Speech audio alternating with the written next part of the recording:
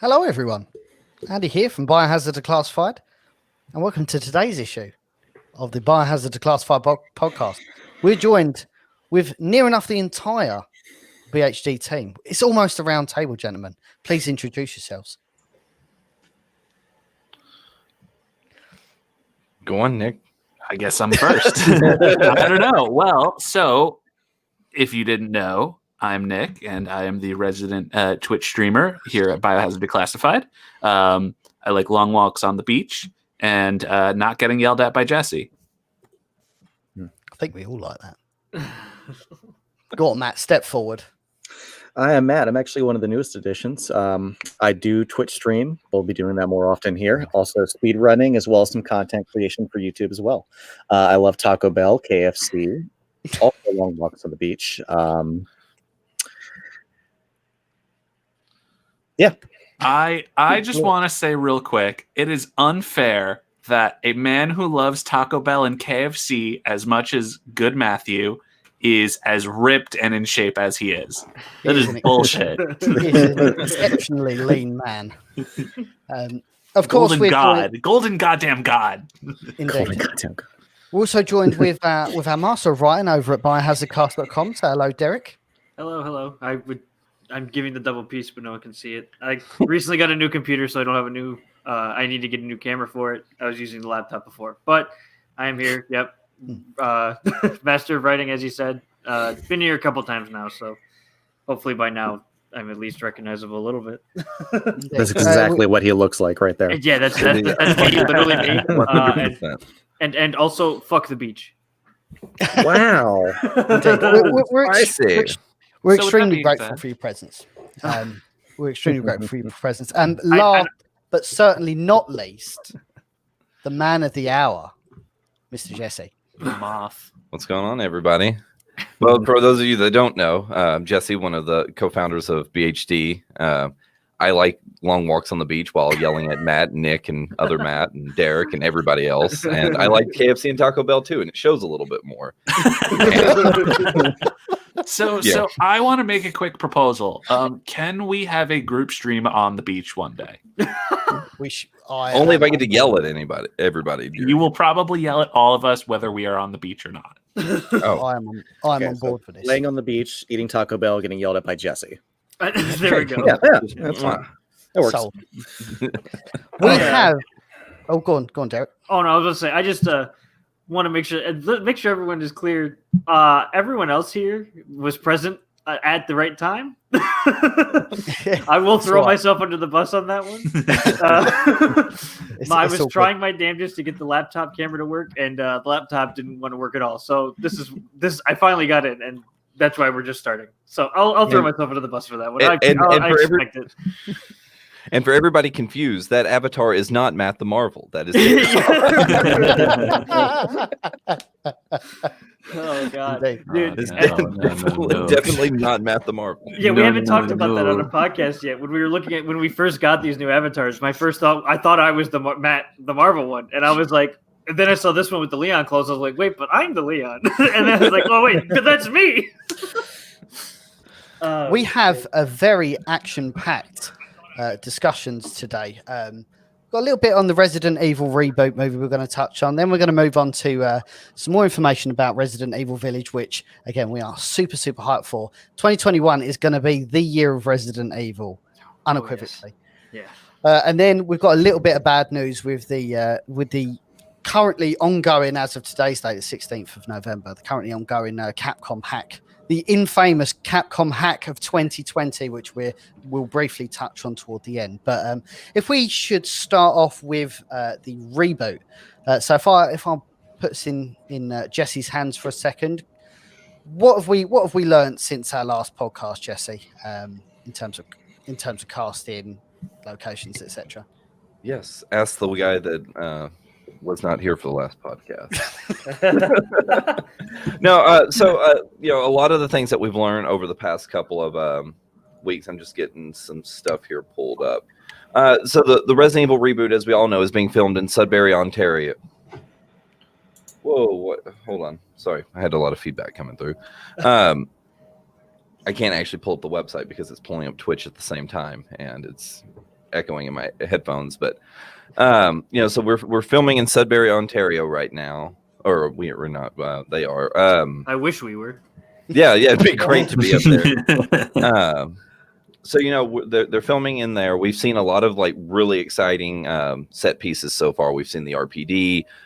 We've seen Emmy's Diner, which is kind of a small but important Easter egg, because I don't think a lot of people are aware that the diner in Resident Evil 2 OG is called Emmy's.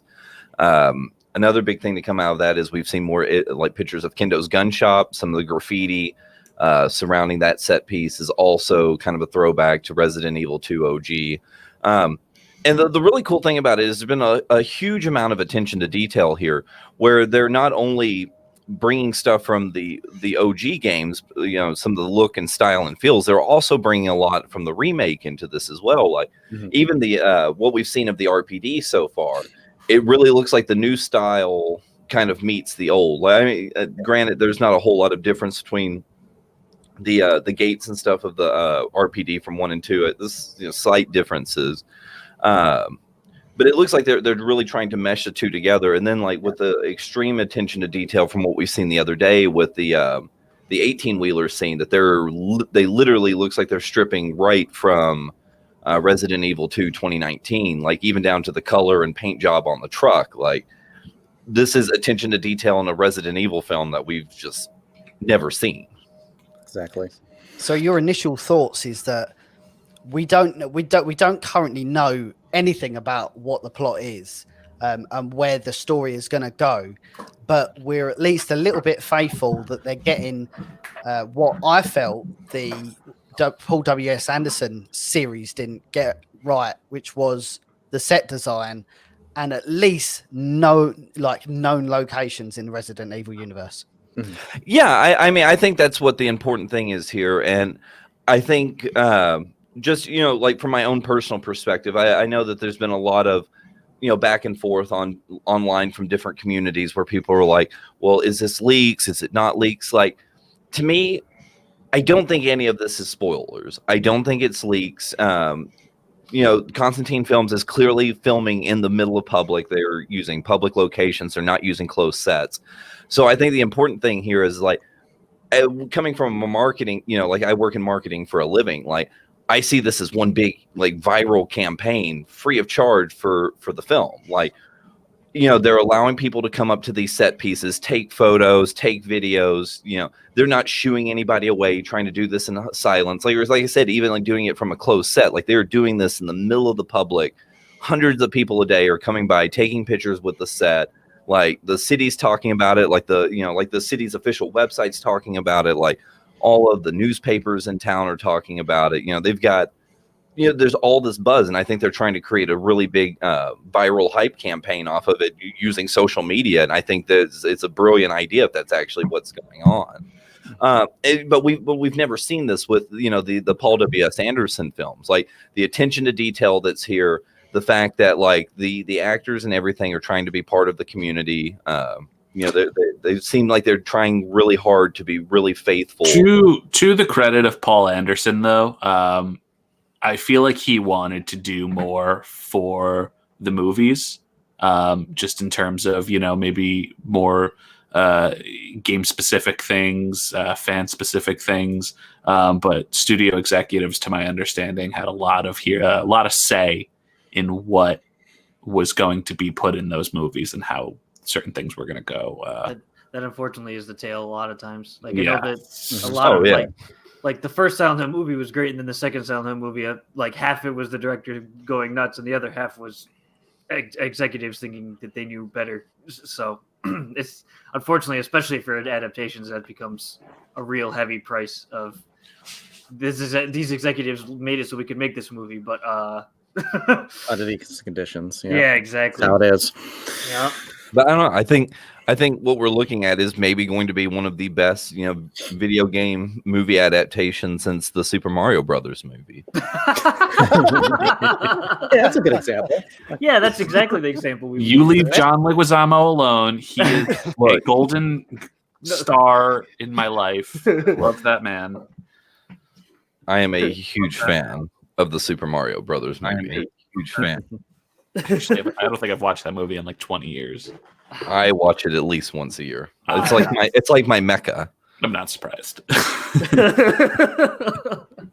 So we've seen a lot of locations in Raccoon City specifically, and now we're starting to see through Twitter and celebrities feeds and stuff like that. We're starting to see actually the Arkley Mountains, which I'm just about to pull up. So initially, from what you guys are seeing, this movie pretty much confirms it's going to be almost like a merge of Resident Evil 1 and 2. I'm very interested to see how they're going to do that. Are they going to summarize Resident Evil 1? Or are they going to flesh out Resident Evil 1 and then summarize Resident Evil 2? Which to me, with the amount they're filming about Raccoon City, doesn't actually make a lot of sense. One of my theories that's running is that like the Resident Evil 1 content's going to be flashback style. Like it's like going to be I don't know, like it's going to be something that Claire discovers is going to tell her more about the mansion incident, which is not fitting to the game, but would at least give them an excuse to like have maybe they'll play up to the point where they get to the Stars room in the RPD. And she finds Chris's journal and kind of goes through the journal. And instead of just like her reading a quick 3 pages of journal, it kind of details what happened in the mansion. And she finds a lot of these files that kind of explain what's going on. And they'll use that as an opportunity to kind of show you what happened visually. And I think, honestly, that's one of the better ways to handle it. Like, I don't get me wrong, like obviously Resident Evil 1 and the remake are, some of the greatest games in the franchise, but I don't feel like there's enough story element, like actual like true like storytelling there to actually make like even half of a full-length feature. I think the best way to handle Resident Evil 1 is through like flashbacks or cutscenes, because I mean the majority of your time in Resident Evil, like, you get a cutscene here and there, but the majority of it's just running around looking for items or mixing Jolt or, right. fighting. There's no story there. We don't want to watch puzzle solving the movie. Right. Yeah, that's the big thing is that people don't think about. They're like, I played Resident Evil for like 10 hours. And it's like, yes, but how much of that was actually things happening? Like you spend a lot of time running back and forth. You spend a lot of time futzing with puzzles, and like I don't want to watch a movie about that. Like if I'm being completely honest, I don't want to watch that movie. Like yeah, I mean, well, just look at it from a perspective of like how the games were done. Like Resident Evil 1, the story was kind of written in house, whereas when Resident Evil 2 OG came out, like they actually brought in a team of Hollywood screenwriters to make an kind of Americanized horror kind of storytelling through like, basically a video game movie there. Yeah, I think so. Yeah, like I mean, the whole styles are completely different between 1 and 2. Where 2 actually has a story arc, where 1 just has opening danger, middle ground, see a couple of people get killed, and then big epic boss battle. Right. I want to say that it was a famous director too. I remember looking it up at one time and like seeing the backstory for Resident Evil 2, and that it was like they got like 1.5 got like to a certain point, and they showed it to I want to say it was Mikami, and he was like, "This is garbage. This is nothing." No, that's correct. Yeah, because when we spoke with we sat down with CVX3 Calix Annual, and he verified that story. It may be the best line of that 3-hour podcast, because we was obviously talking to him about Resident Evil 1.5, and he basically said Capcom thought it was shit. They actually thought, he used them words. Capcom thought it was shit, so they completely rethought their plan. They went in this more Hollywood-esque direction, made it a little bit more exciting, But Jesse nails it on the head when he says that the two films, the two games are actually, even though they're survival horror, approach it completely differently, which I think is quite exciting. What do you think, Matt? Well, personally, I mean, I like the idea of what they were going with that because, I mean, if you think about it, as much as Resident Evil 1 was a very crucial game to start, the survival horror trilogy, when you really think about the game and its plot and you compare it to 2, it really is just a walkthrough up to that point. What I'm thinking about is with this new movie, what the timelines are going to be. Because in the original OGs, between 1 and 3, there was like a span of a couple weeks. The STARS team gets out. They have to hide from Umbrella. They try to warn people in the city. No one believes them. And then I think it's multiple days after that is when the actual outbreak in the city happens. Yeah. So if they're filming both of that right now, and this is going to be a 1 movie segment right now, I really am interested in on what their timeline for this is. I really am interested in on what their timeline for this is. I really am interested in on what their timeline for this is. We got some kind of echo. Oh, there we go. That'll be extra trippy for the audio listeners only. Like they're gonna be like, "What's happening? I'm stuck in a Matt loop." I mean, there are worse loops you could be stuck in. You could be stuck in a Matt the Marvel loop. How's it going, Matt the Marvel? Sorry you're not here. There we go. Right. Sorry, not sure what happened there. But yeah, sorry. As you were saying, Matt, they're gonna in your eyes that they're gonna, when they mix the two stories together, you're kind of mindful on how they're going to deliver, on how it's going to be planned out and how they're going to pace it. Exactly. I mean, because you think about it, if we're going to be doing the filming for this movie right now, the idea that the mansion incident happened a certain amount of time before the actual leak and outbreak into the city, from that time of it happening from the Arklay Mountains all the way to the streets of Raccoon City, it seems like they're trying to film this to the point where it's almost happening simultaneously. Like we're going to see characters experiencing both things at the same time, or if not, we're going to get that flashback, like he said. It's going to be more 2-based, and we're just going to get a segment where they go back and they explain everything that happened up till this point. I also heard someone say that there was an interesting story that they were going to start with 2, and then that the STARS team was going to actually have to backtrack to find the mansion to see how the outbreak actually started. I don't know if that's confirmed or not, but I mean, that's kind of an interesting idea as well. I wouldn't hate that, because if you think about it, the two incidents, if I remember correctly, like they're not super connected. Like the plot of 2 happens because of Birkin more than anything else. Like.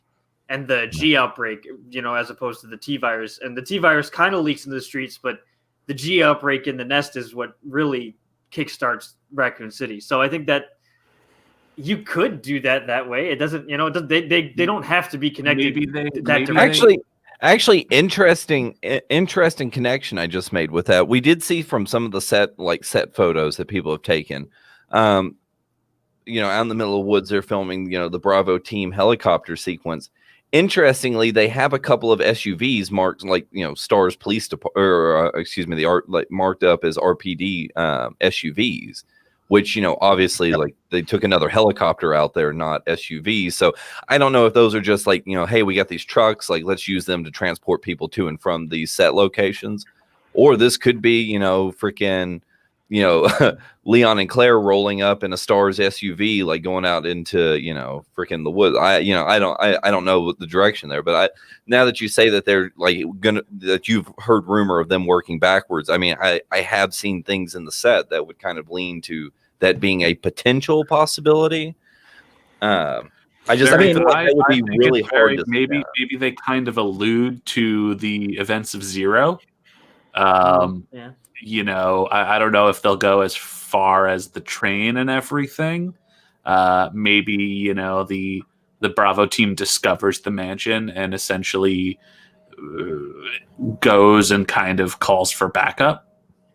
Yeah. That could be something that happens. That kind of gives us an interesting question about Wesker's place and all of it, because there are some characters that we're not 100% sure if they're going to be there because we haven't heard casting rumors for them yet, but we know that Tom Hopper is going to be Wesker. So it raised the question of if we work backwards, what's Wesker's role and how does that work? Because then that means we'll have some of Wesker in Raccoon City, which is sorry, I didn't mean to interrupt you. I was just saying, which is just not a thing, right? Like we just did, like he was just gone by that point because was quote unquote dead. So the idea of like having to work backwards like means that Wesker as a character slightly changes, not like as a character, I guess, but more like his progression from the leader of Stars to the double agent character will have to be different, basically. I think they'll need to do things specifically different so that you don't go into it just going, okay, well, I know what's going to happen. I played Resident Evil 1. I played Resident Evil 2. Like, I think certain story elements will have to be kind of laid out differently so that while it still ultimately tells the same story, there are certain aspects of it that you won't expect. Maybe certain characters will die a specific way that they didn't die in the game, or certain characters will survive. I think that would be an interesting thing to run with. Yeah. See, and that's my thing. Like I know everybody wants a shot-for-shot remake of 1 and 2 as video games into movies, but I don't necessarily like. Don't get me wrong. Like I want something that definitely feels like I'm watching 1 and 2, but I don't want to watch the exact same story played out again. Like I feel like there's a fine balance between like where we are with the video games versus like what Paul W.S. Anderson did with his films. Like I feel like there's a middle ground there where you can have a little bit of your own story elements, but stick really faithful to source material and make something good. Right, because without having to see the same thing over and over again. When has those shot-for-shot movies ever worked? Right. What was the name of that? There's this German movie director. Uwe Someone knows who it is. Uwe Boll? One of you. Yes. Who is very, very well known for making very bad video game movies. Yeah, that's why I knew right away. I knew one of you knew. He did the Blood Rain movie. Did he do House of the Dead, or was that someone different?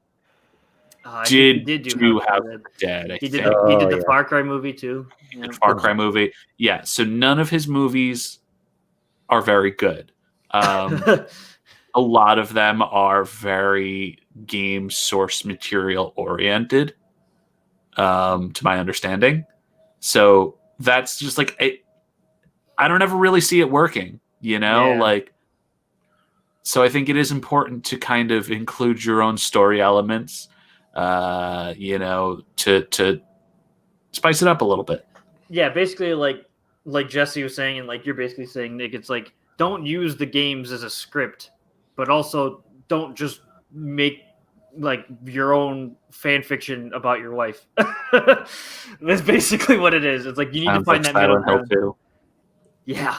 Like Silent Hill 1, great, because it had a lot of the elements, it had a lot of the feel and like a lot of the like the environments and props and stuff. Like it was like, wow, this is like a really good Silent Hill movie. And then Silent Hill 2 was like, fuck 3. We're gonna just go I feel like Silent Hill 1 as a movie gets kind of slept on as like as being a good video game adaptation. Oh, it's one of the first ones I mentioned. Yeah, I think it's fantastic. It's really good, but I think it gets slept on a lot just because of how badly how bad of a reputation video game adaptations get. I mean, I feel like that about a couple of them. I never saw Assassin's Creed, but I heard it was not bad. And then I really liked Prince of Persia, which always got shit on, but I actually well, that's because of Jake Gyllenhaal, though. Yeah, but I love Jake Gyllenhaal. Well, but love me some Jake Gyllenhaal. Let's not forget the Marvel that is Doom. Oh God! The worst part is that Dwayne Johnson, a perfectly fine adaptation of 3, the least good one. It's the worst one. Yeah, just bringing it back round to Resident Evil. What I am a little bit worried about is there are a lot of characters in this film, because they've merged these two films together. These two story arcs together. There's a lot of fucking characters.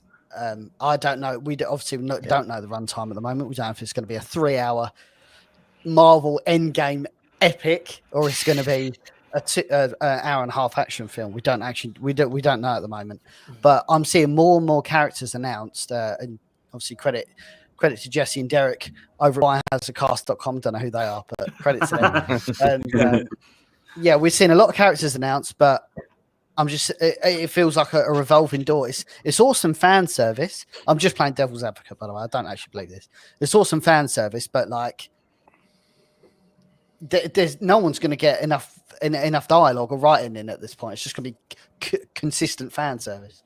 Well, I mean, I think that's just how it's going to be. I mean, a lot of these, like, you know, I mean, Chief Irons, like, I mean, like, realistically, like, how much, you know, unless they give him like a fully fleshed out backstory and give him like 10, 15 minutes of runtime, like, I mean, it's cool that they got Donald Logue, but I feel like he's going to be 45 seconds of screen time. Like, right. I don't feel like there's much you can do with Chief Irons except for maybe talk about him a little bit more, like in Remake 2, and then bring in some of his, the OG.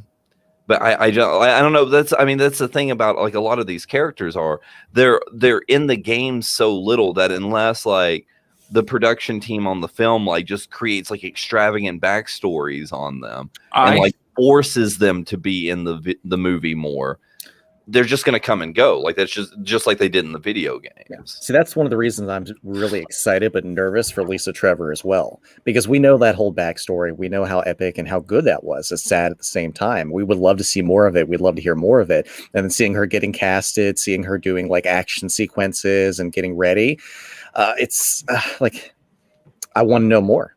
But then again, it could be just like she's involved for like 5 minutes in a fight scene and like that's it. We don't know. Right.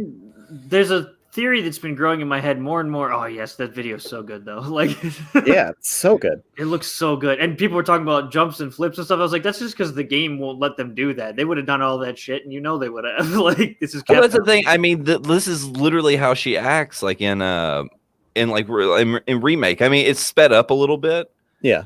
But I mean, like if you say that this doesn't remind you of like the Lisa Trevor fight or in what is not Umbrella? Was it Umbrella Chronicles? It was Umbrella. Yeah, it was Umbrella Chronicles. Yeah, if you didn't play Umbrella Chronicles or you didn't play Remake and you say this is not Lisa Trevor, then we played different games. Right. But something that's been really growing in the back of my head is the idea that like they're not being forthcoming with us with all the information, and that this is going to be 2 movies being filmed simultaneously. That's kind of where I was going to get at. With the whole Donald Logue thing, I do think he's going to have a very minimal role in this movie, assuming it does well and that we get a second one. I think they just want to secure him for another movie. I would be surprised. I don't think this movie's going to end with Raccoon City blowing up. I think they're going to stretch it out.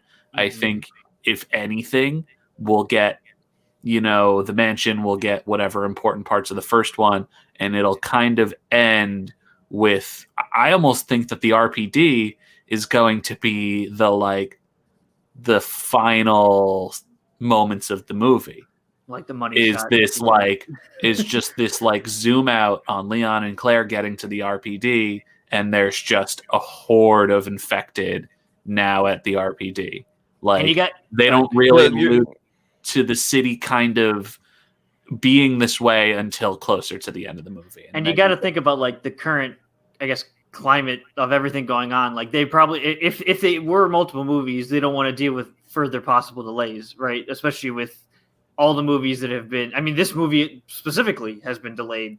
So I almost wonder if they were like, all right, let's get all our ducks in a row for the first 2, the 2 most important ones in their mind. Right. And then we worry about how it's going to like lay out, right? Sorry, Jess, I didn't mean to cut you off, but you were going to say something. Oh no, I was just saying, like, I mean, I could see this like being done kind of, what was it, like the Lord of was the Hobbit, like, basically one movie but filmed into different pieces. Like, that'd be kind of cool to see. Think about it. We just started getting information of them filming in October? I think it was the 17th was the first day that they started filming. They're still casting people. They're still working on things. I mean, I honestly think that this is going to be a full-length movie that'll probably give us most of 1 and parts of 2, and then from there they'll just kind of go ahead and explain everything else that happens in Raccoon City, because we don't even have a confirmation of a mansion yet, do we? They can kind of go and do the same thing with the next one if they get greenlit for a second and do, the rest of 2 and then the beginning of 3, or start with 3 and then move into 2. There's so much you can do. Yeah. There's so much you can do that will keep fans happy. And at the same time, like I said, give you that opportunity to kind of come up with your own unique storytelling elements. Right. Yeah. We do know that Resident Evil, the Wesker Children Netflix series is also in production, and we do know that they're both produced by Constantine Films. Mhm. Yeah. And we do know that they are both linked. Do we not, Jesse? No, it's the other way around. They're not. Yeah, They're not they- linked. They said that the Wesker twins is game continuity, and then Right. this new movie is going to be a new film continuity. yeah. So- Like it's weird because like apparently the video, like the Wesker Children series somehow ties into the end of the video games, but not really. I don't know. Like it's weird. Yeah, that one is people mad about that one. I don't really get it because it's very clearly like it's not an adaptation, so it doesn't matter. Like they're just doing whatever they want for that one, and that's kind of what you're supposed to do. If you're not doing an adaptation, and if you're just like, hey, we're gonna make a movie or a show or a series or a story in this universe, just make your own story and don't pretend that it's like, pretend that it's part of the like main series, if that makes sense. I guess I'm not wording it very well. Basically, the fact that they're doing something really weird with the Wesker, like these Wesker twins, doesn't matter. So it'll be an interesting story because it's not like we're going in expecting it to look like the games or anything like that. The only thing I would say on the back of that is, if you remember, the Wesker Children series was actually the first piece of Resident Evil media out of all of these that was announced. It That's almost feels like we had remnants of that like a year and a half ago. Oh, there's a Resident Evil Netflix series coming. Then it finally got announced, and then all of a sudden it was Resident Evil Infinite Darkness, Resident Evil reboot film. Like that was the first piece of media that was coming out. So Yeah, I And think it was that's why people are a little all bit out disappointed. of nowhere too. yeah, it was back to back to back too. It was like there was like murmurs of this Wesker Children thing, and then it was like, yeah, that's happening. Also, here's like 3 other things. Boom, boom, boom, and it's Jesus Christ, Yeah. like it hit us all at once, like. Because we had no media of that up until like what was the first thing that we got, like Arclay, or like the cancellation of Arclay. Yeah, I think so. Yeah. I That's right. I remember talking about the cancellation of Arclay, and then like the like lost footage or whatever you want to call it. That we got. Dave, what is it? Was it called Dave? I think I so. remember. That I was so bummed at the cancellation of Arclay. Yeah. That like teaser film that they shot looked so good. Mhm. Yeah. It was. just It was kind of like what I was talking about with like the Wesker twins thing, where it's like they're not trying to adapt the games; they're doing a little story within the like framework of the games. But it was like a gritty Gotham-esque crime drama, and I was like, oh yeah, it almost felt like an X-Files episode. yeah. It was cool, And now it's gone. and now it's And gone. now it's gone. And Well, Well, is it gone? yeah. Is it gone? Well, that's the thing is like if all these projects do well, which Infinite Darkness is going to do well, it's just automatically going to happen. Like it's one of the CG, it's going to do well. And then the movie, if it does well, and then the Wesker Children, if it does at least moderately well, it's possible that the Arclay guys can bargain, right? They'll have leverage at that point where they're like, look how well Resident Evil is doing right now. Why would you want us to not do this thing? Yeah, I don't want to say it's dead in the water because I hate saying that, especially with some content that I like am passionate about with anything Resident Evil. But the option is always there. But it comes down to if something is successful, like you said. Right. I mean, these movies, these games, everything's with these, remakes that we started with 2 and 3. None of this would be coming out if anything wasn't successful. I mean, let's say Resident Evil 2 remake or 7 came out and it bombed so horribly that people hated it. We'd never see any of this right now. Capcom would take a different avenue. But luckily, that is a very interesting point, Matt. Holy shit. Yeah. Like, everyone actually chats bollocks about Resident Evil 7 on a daily. It's first person. It's not amazing. Resident Evil. Oh, It's so Outlast. good. It's an Outlast clone. Which Well, is- actually, we need to get on our knees and thank. yeah. Mhm. Well, think about it. The one before it was 6, or I guess there's the Revelations, which were fine. Like, I mean, I like the Revelations games, but comparatively, they're just fine. And they definitely can't make up for 6. And then 7 came back and was like, "Hey, remember when we were scary? Like, really, really fucking scary? Like, Yeah, I mean, what was it? Other than that, like we had Umbrella Corps peek its ugly head out for like 2 days, and then Yeah, it was like, It was kind of this like Don't let Matt They- Marvel hear you say that. they. does he like What's that, Matt the Marvel? I think they kind of like. I know the whole like flip towards action thing was obviously an attempt to kind of generalize the series and make it like what's popular, what was popular at the time. Mhm. And I think when they realized that wasn't really working, they jumped back to survival horror. But like, someone actually someone actually had a question that for some reason yeah, so where was I going with this? Love when that happens. That's right. Derailed. Yeah, but it just I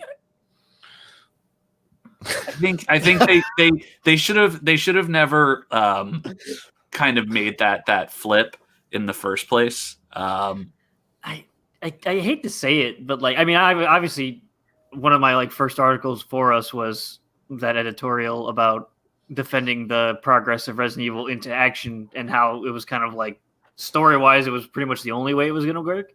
But not really just Resident Evil. If you think about it, horror kind of has gone through like two phases in the course of this, where it was 80s horror, and that was like kind of what we knew. Or I guess I should say 3 phases, because that the starting phase, and then it kind of went into this like action thing because of like Blade. I would argue is probably like part of the reason for it, and Spawn, and a lot of those movies are like horror-esque but action-y, and we stopped kind of having like a real horror thing. Not to make this like a big like macrocosm, but like Resident Evil is like in reality a microcosm of it, where it's like they went horror, action, horror, because around the time that 7 happened, horror was kind of just going through a renaissance again with stuff like Outlast and like a lot of other games that were like, I mean, even like Slender was scary, like it was trying to be scary, it wasn't action, so it's like, I think it just kind of followed the trend, right? Like it kind of followed the curve of like things are all scary and it's just a bunch of people dying.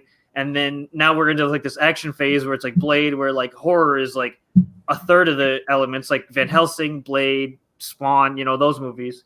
And then horror kind of started to come back with like the Annabelle series and all that stuff in movies. And then in games, it was like Outlast. And like I said, Slender, I think counts, and it counts for something at least.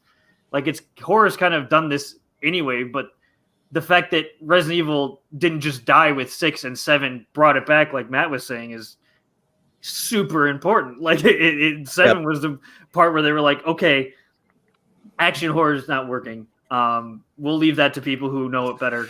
7 and Revelations 2 were the make it or break it for the trilogy, because I remember specifically with Revelations 2, they were doing it in chapters to see if people were interested, to see if people still liked it, they would buy it and keep going with it. And 7 was just proof that survival horror still works. The formula still works.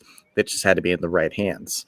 And it's because of those 2 games that we still get to call this a trilogy, that we still get to see new content coming from it. I think that's kind of where I was going with my point before. Before I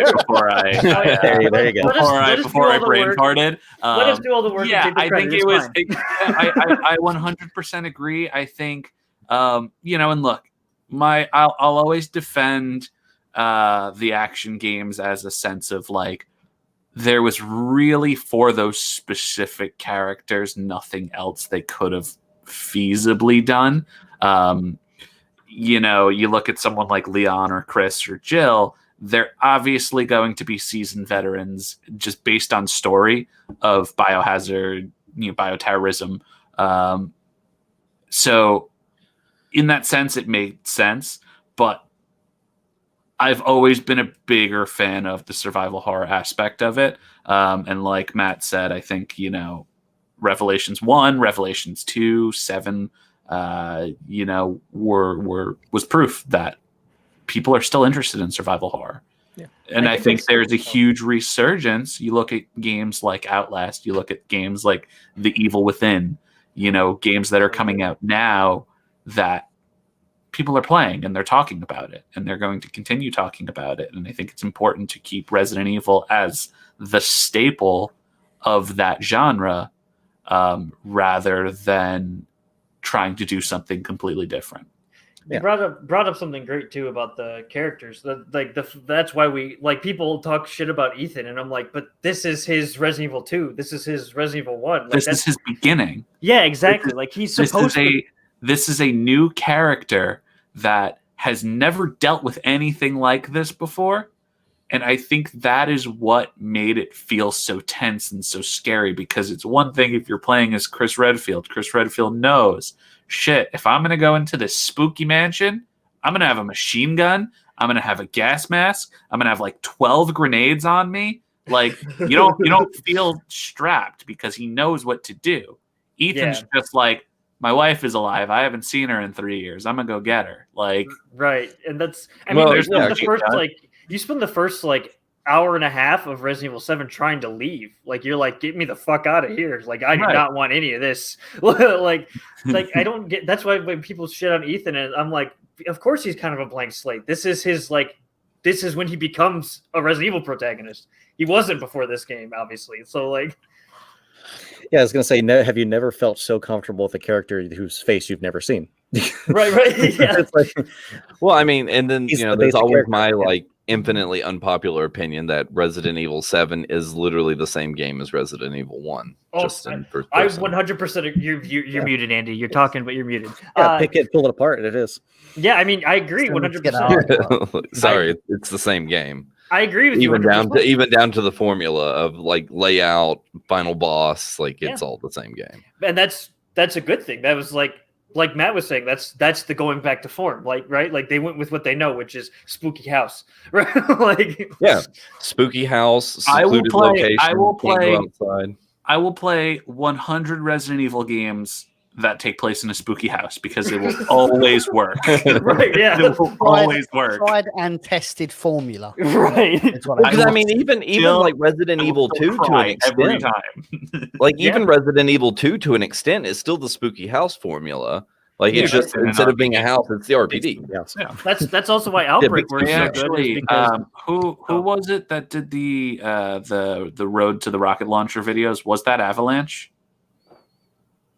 I don't know Road to the Rocket Launcher. So there are these videos, actually extremely interesting videos on YouTube, that kind of detail the original Resident Evil games, I think up to Code Veronica, and they'll do map layout and how key items around the map, make the specific game interesting. So for the first two, he kind of talks about how they're very similar in the sense where it's okay, you get to your spooky house, and then there's 4 keys that you got to get, and then you get the 4 keys, and then you move to this next area, and then you come back, and then you get more keys, and then you do this, and it details kind of how basically it's how the game plays out up until that final moment where you get the quote unquote rocket launcher. And that's that some, kind of theory stuff. I like that. Those are really cool because it really lays out that formula. It really bare bones that what made all of these games work so well. And why a lot of people prefer the originals over the newer games, Yeah. Right. Yeah, I get you. I was thinking about it, even the Outbreak games, they're just 5 episodes of Spooky House, right? It's episode 1, Spooky House, episode 2, Spooky House. I know it's kind of weird to boil down Resident Evil to Spooky House, but that's kind of what we're saying is that's the formula, right? Like you said, it's always the Spooky House, no matter what the house doesn't matter. The form of the house doesn't matter. It's all about location and atmosphere. Even going down to like Revelations and stuff, like replace spooky house with spooky boat, and Revelations or spooky prison island, yeah. Spooky village on island, right? Spooky, exactly. Like the house's form changes, but it's always a spooky house. Oh, it was the gaming Brit, by the way, not Avalanche. No. Gaming Brit. That makes sense. Understood. So that is pretty much everything up to date with the Resident Evil movies. We started talking about the movie.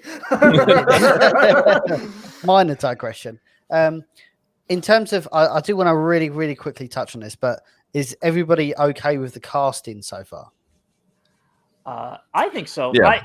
I had a couple that I'm weirded out about. Like, I'm still thinking that hair and makeup is the only thing failing us with. I don't know how to say his name. Avon Jogia? Is that how it's pronounced? Avon Jogia, I believe. Avon Jogia. I think only hair and makeup is failing us. Like, just make that him shave. Could also. We only saw a TikTok video, right? And it was like there's no official costume release or anything. He was in costume, but I was telling Matt the Marvel earlier. Yes, we are still talking. I was telling him earlier. I was like, I wonder if that was like just test shooting, because a lot of times they'll shoot a scene like this. They'll basically shoot the scene, but it won't be like we'll be like in like half like in costume, not full makeup, like half costume. It's just more to like get blocking and everything correct how they want it. So I wonder if that's all it was like test shooting that day or something like that. Yeah, I mean, like there's a million things that it could be. Like I don't think that like they're going to go that off script with it. Yeah, especially as much work if they put on everything else making it look like the games. Like, why would they then just fumble the ball to make Leon not look like Leon, right? Like, I just can't imagine that happening. I think facially he looks a lot like Leon. I think you can definitely pull off a young-looking Leon with him. Definitely. I do hope that, and the hair doesn't necessarily bother me as much as the facial hair does. I hope they shave him. But that's what I said. I was like, just shave him and I'll be really happy. That is really my only critique. Everyone else, I think, has been perfectly casted. I did have one other cast that was kind of weird to me, which was Tom Hopper, but it's less. His jaw throws me off, man. Like, he's got like such a square face, and Wesker's so like, I guess like maybe it's like just like what we know about Wesker. Like, he feels like sleek and snake-like, if that makes sense. And Tom Hopper looks like he just is here to break you in half. And I've heard an interesting rumor, and I don't know the validity of it. But a lot of people have been talking about the castings, how the RE community is kind of divided on a lot of people. Like, well, why'd they cast this person? Why'd they cast that person when they could have done somebody else? But I've heard that some of the casting comes down to COVID restrictions. Because Canada's still kind of closed, U.S., Canada, everybody's kind of still closed off from each other. Because apparently Tom Hopper was up filming for Umbrella Academy in Canada, which is why he was already there. So they're like, hey, you come do this. But everybody else, from what I understand, everybody else that's been cast in the film is a Canadian-born actor. I did not even think about that. Could be, again, that could be pure coincidence, but it makes a lot of sense for some of these castings where you're like, well, yeah, I like it. Like it's nothing necessarily against, against the actor or actress. It's just like, well, I would have picked so-and-so instead. But it might have actually come down to just, this is 2020 and half the country, half the world is still under lockdown. It's so funny. And I was having a just thought process about this. A lot of these actors and actresses that were chosen for this movie were like part of some form of superhero TV show, movie, whatever. And they were probably, like you said, they were probably all already in Canada doing this. Like you look at Robbie and Mel, you look at what's his name, Neil Donahue. Did I mess that up? Oh, the guy, Dono, the guy that's playing Birkin. Tom Hopper, again, filming Umbrella Academy. They were all part of these TV shows, and were, like you said, already filming. So it was just easier to say, okay, well, you were on set over in Vancouver. Now just come over here and film this. Yeah, you don't have to fly, or you don't have to, go through all the rigmarole. So I know that Hannah was in something recently, but what's I mean, other than Ant-Man and Wasp, that wouldn't have been recent though. Like that was like a couple years ago. Right. I know that I did know what she was doing recently, but I can't remember off the top of my head. You said Robbie is in like a CW like DC thing, right? Robbie was Firestorm in The Flash. Okay, Yeah. then the only one I'm not sure on is Kaya. I don't know what she's been up to recently. Like the last thing I ever saw her in was like the Pirates movie that was not great. That's a good question. She could have just been there already. Just like just yeah. Again, that's what I'm saying. Like I've heard a lot of these people just live in Canada. Yeah. Right. So one thing I do actually want to bring up from the comments was someone in the comments is claiming to be working on the movie and has been saying that Donald Logue, who is playing Irons, has been absolutely killing it. Which I love to hear. I am a huge Donald Logue fan. Yeah, definitely. I still need to see Gotham, but I was. Oh, his parts in Gotham. Yeah. He's like the Commissioner Gordon of that series, right? I know the Commissioner Gordon's in it, but I'm saying like he's like he's not Gordon. He's his partner. No, that's what I'm saying. Is it like Gordon is young and Harvey something? Harry Harvey. No, why can't I think of this? I was trying to say like he fills Harvey Bullock. Yeah, Harvey Bullock. Okay. Yeah, I was just trying to say he like fills the role that I've now lost his name. Commissioner Gordon normally fills, but for Gotham, where Gordon is like the main character, is all I was saying. Yes, he fits that same niche of like the good cop guy. Yeah, now we got him for bad cop. It's perfect. God, the worst cop. Which is weird because Bullock's usually bad cop. Right. He has a way with words and a way with acting to make him seem like the antagonist most of the time. So, I mean, hearing that he's killing it is not a surprise to me whatsoever. It's just it brings joy to my heart. But so how many memes do you think we're going to fit into this movie? Like, we're going to get doors locked, do you think? Or... Oh, you got to. Yeah. Don't worry, guys. I got a lockpick on me. Yeah. I bet you drink immediately. If we don't have Barry, I'll cry just because we won't have to have him like try and sell the line after I'm unlocking. I'll announce that I was casted as Barry. Of course. Flawless, exclusive here at BHD. I wouldn't be surprised if they saved those ones for later, like Rebecca and him. The best for last. I mean, yeah, like you had to think about it. I didn't think about this until just now. Aren't the only reveals for the newest actors we just talked about? Aren't they just two? Because it's Ada and Richard. Yeah, I don't remember. Richard. I don't remember the third guy. I don't even remember the character he plays. I don't. Irons.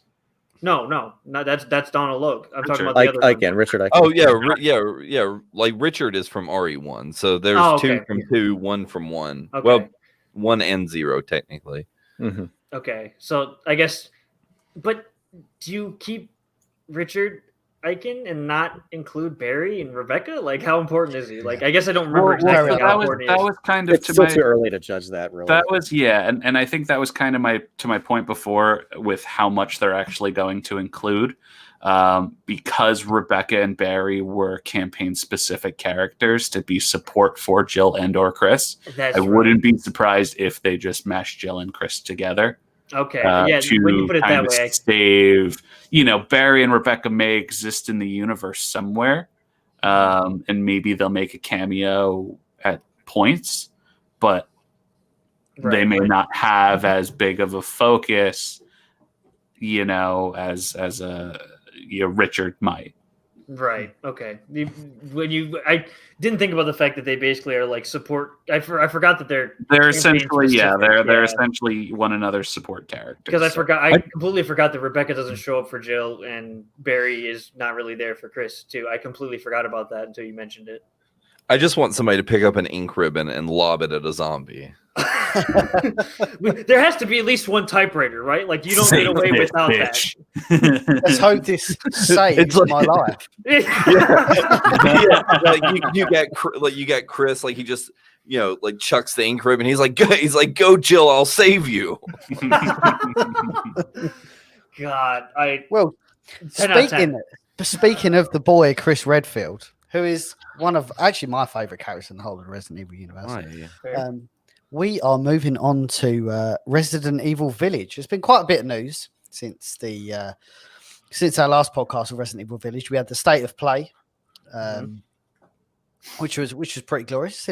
Saw a very, very minuscule amount of Resident Evil Village, but it was a new trailer. We had a very funky like, I don't know what to call it, like a demo playthrough.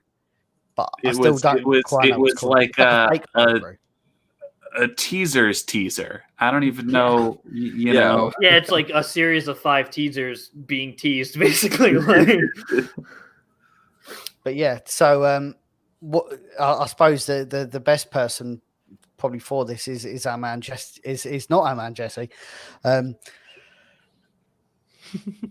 Derek, what's going on in Resident Evil Village? I guess I'm not sure quite what you want me to cover. Just like what we haven't talked about basically. Yeah. Oh gosh, I'm trying to remember because I was in the last podcast, wasn't I? Yeah, a little while ago. Yeah, I was saying I'm trying to think of what has shown since then. So we got, like you said, the state of play, and then we got the tennis. What's her name? Naomi Osaka. Thank you. And her little playthrough, which that really was just a little bit more of like a taste of the gameplay. There's some stealth mechanics, obviously, but like more of an extent because it's like shadow and lighting and stuff like that matters. It seems. A shot of Ethan hiding under like what I imagine is like one of the bungalows or whatever. Whatever you want to call them. Yeah, like we see a lot more of the environment. That's really the only thing that we get out of this trailer that's like really worth talking about is a lot of the village and like this, like verticality and just like it shows a lot more than you'd expect it to show as far as like for such short little teasers. We sure can glean a lot out of it, like there's like yeah, like it obviously can go within the houses. There's like rooftop climbing. There's going under the houses. Like clearly, like the village itself is like a full set piece, basically, to an extent that we hadn't really talked about before. We didn't really know if it was going to be like linear or anything, but it almost looks like kind of open worldy almost when you look at it. So the big spooky house in this is multiple little spooky houses. Yeah, basically.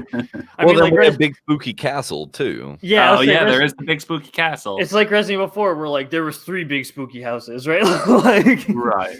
Yeah, right there. Like that looks like crawl space or something. I love it. Yeah, and then obviously we have Explodey Red Barrel. Like I'm sorry, like Red Barrel. Like I will literally unload every bit of ammunition I have into that barrel trying to get it to explode, and I will be very pissed if I waste it. I'm extremely happy happy that the yellow painted crate has made a return.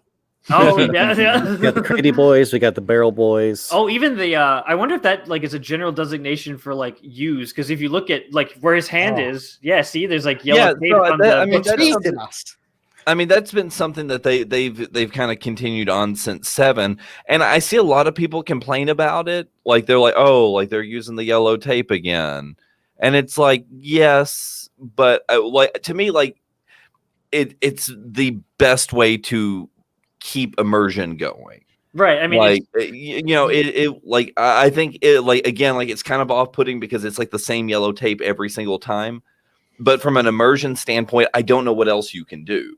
Right. Like you have to be able to alert the player that there's something they can interact with without having just a huge like push me or pull me button on Right. it. And and if it were the other way around and they had like no indicator, then you'd be pissed that you have no idea what you can interact with and what you can't. The next exactly. best step is Ethan going, I should maybe move that over there. Right, which yes, immediately breaking. Then you have to remember that anything like that feels very much just like you're holding your hand. Right. Well, you have to remember, not everyone is a survival game player. A lot of people are playing these games for the first time. They get put in scary situations with scary things on the screen, and they hesitate or they don't know what to do. I mean, a little helping hand is good for people. But... this is like. Well, I think the issue is like I don't think audio cues are like as.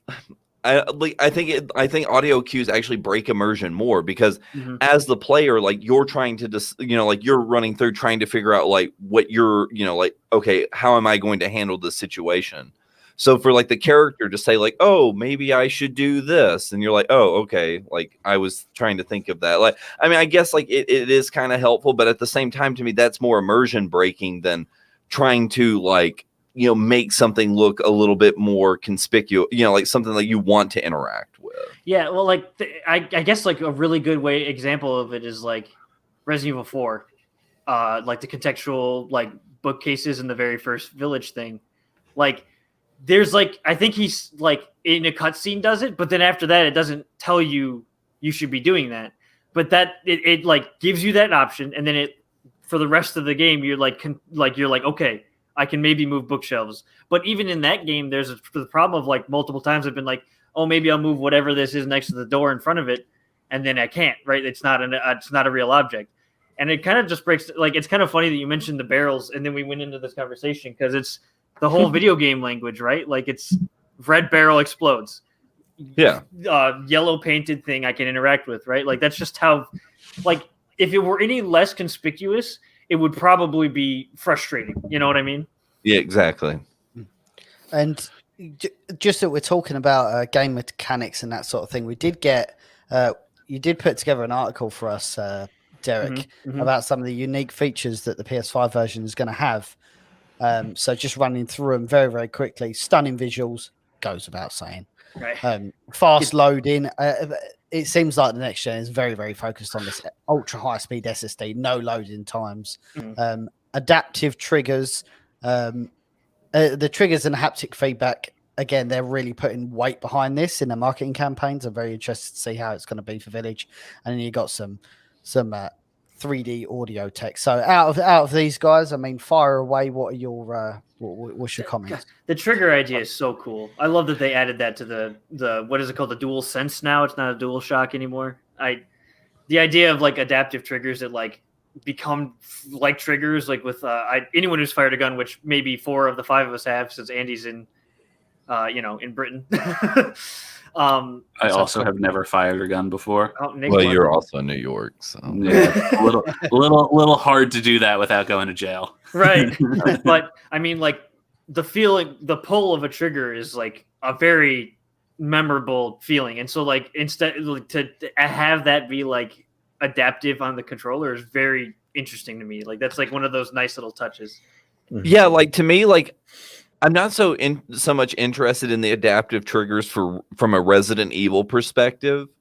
Because I mean, to me, like gun usage, like while obviously has become more of a mainstay in the Resident Evil franchise, like I think this is going to change the way first-person shooters in general operate. Oh yeah, especially like multiplayer games like COD. Like you've got somebody on the sniper class, like. If I understand how this adaptive trigger system works, like it'll be the difference between like you being able to shoot somebody or not shoot somebody from like a sniper perspective, for example. Like if you haphazardly start, just like, firing away on the trigger like you're used, or on the right trigger like you're used to, like your shots are probably going to land like shit because like like it actually has a real kind of trigger pull weight to it, whereas like slowly, methodically. Pulling down on the trigger will actually, help you line up a cleaner shot. Yeah, like whatever the next Battlefield is going to be is going to have that, I guarantee, and it's going to be hopefully awesome. What are your thoughts, Matt? On which specifically? I mean, Could be any of these unique Yeah. PS5 features. actually, I haven't. This is the first time I'm seeing this, to be honest. Oh, yeah, I see. You don't read my articles. I see. I do. It's a It good was just thing. PlayStation 5, so I didn't touch it. It's a good thing I didn't just read these 5 items out. I mean, To be fair, you only read the title, not the rest of it.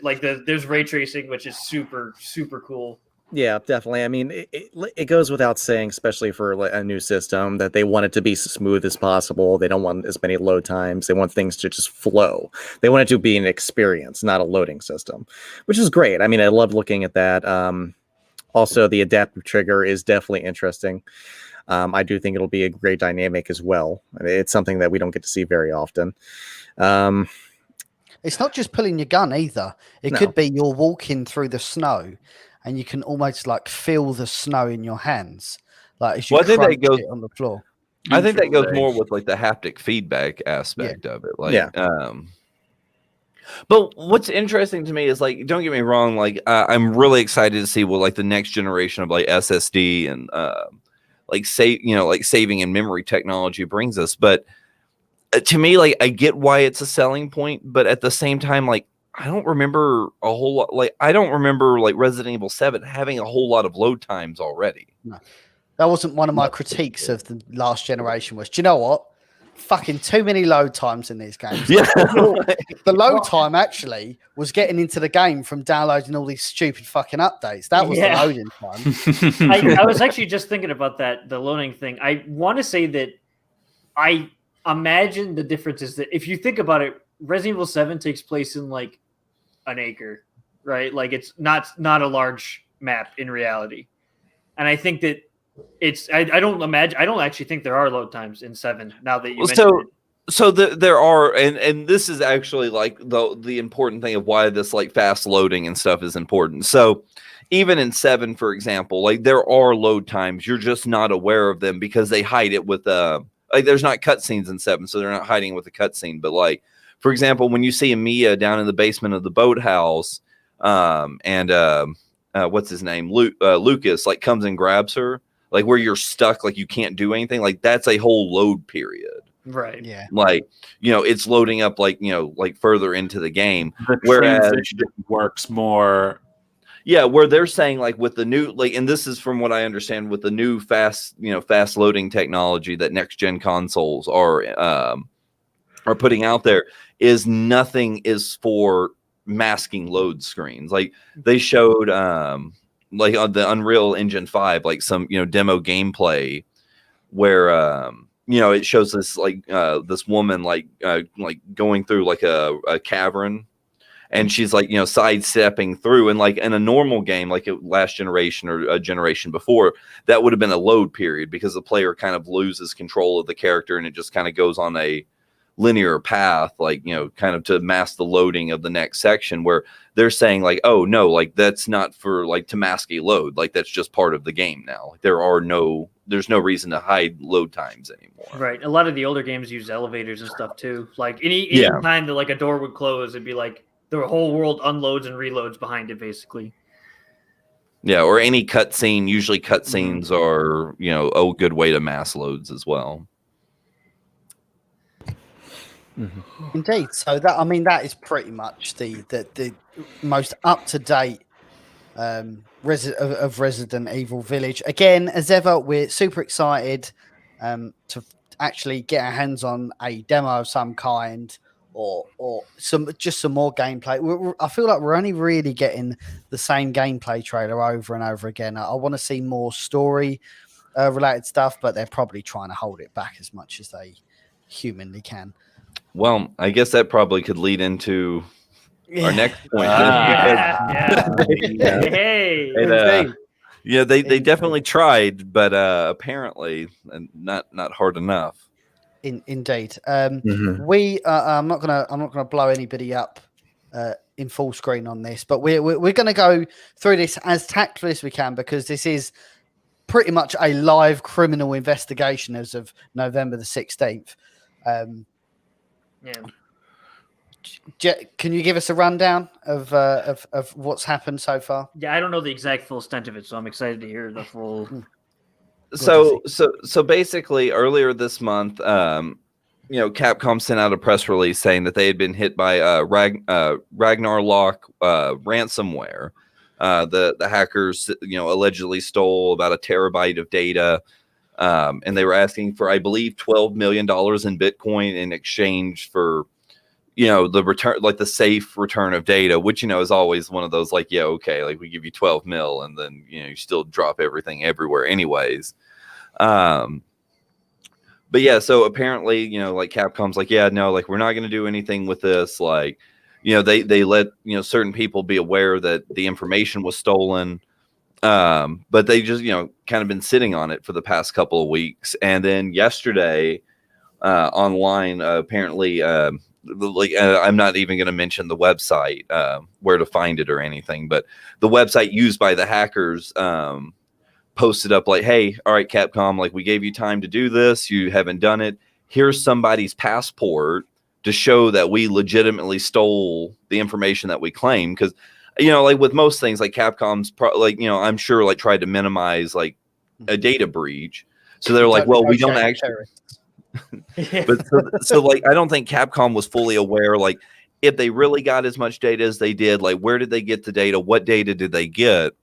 So, the hacker group was like, yeah, hey, Capcom, like we legitimately stole 1 terabyte of data like we said we would. Here's a screenshot of some people's passports and personal information. Also, here are 60 gigabytes of everything from source codes to games to upcoming marketing plans, budget. And this is one of these things like we are to believe is legit. Like they're knowing that this hack happened, knowing that this hacker group has, been verified to do cyber attacks like this in the past. Like anything that you see online right now related to this is definitely 100%. Or I mean, I'll say it'll be as close to legit as I'm willing to say. It's just unfortunate. At the very least, Capcom treats it as 100% legit. So yeah, like it. But it's one of those situations where like this isn't your standard, I got this person that emailed us saying, like, hey, I played, a demo or something like that. Like this is literally, a group of hackers like broke into Capcom servers. This is like somebody robbed a bank and is now, saying like, hey, we got the money. If you want to see it again, like you give us more money, Right. Like this is a whole different ball game. I have pretty strong feelings on this, and I'll let everyone talk first because I might rant. So that's cool. Only 60 gigabyte. And without going into detail, because this is quite literally extortion. Mm-hmm. Without going into detail, only 60 gigs have been released, and it is frightening how much is in that 60 gigabytes. I don't even want to know what else has been taken to make up that entire terabyte. We might even get 1.5, boys. I mean, and that's kind of the interesting thing to see here. Like, I mean, obviously that they have a lot of stuff here, but if they're like, and again, like the sources that I've checked on this, like I know there's one of the safest place to look at any of this is the Reset Era forums, because they're like their mod team is actively making sure that people don't condone or do anything, like links back to any of the criminal activity that's going on with it. It's more of just a discussion of the leak in general. But like what we saw there yesterday is, a handful of screenshots. And then, like I said, we know that the source code of Umbrella Chronicles and Devil May Cry 2 were released.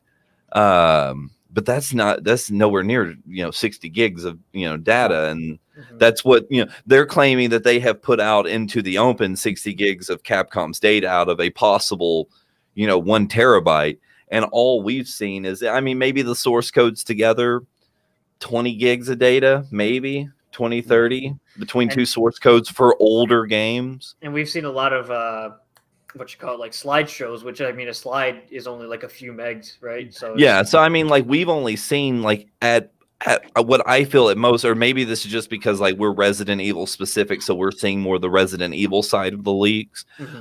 I feel like we haven't even seen a portion of the 60 gigs that have been dropped, and then knowing that there's potentially, a ton more out there.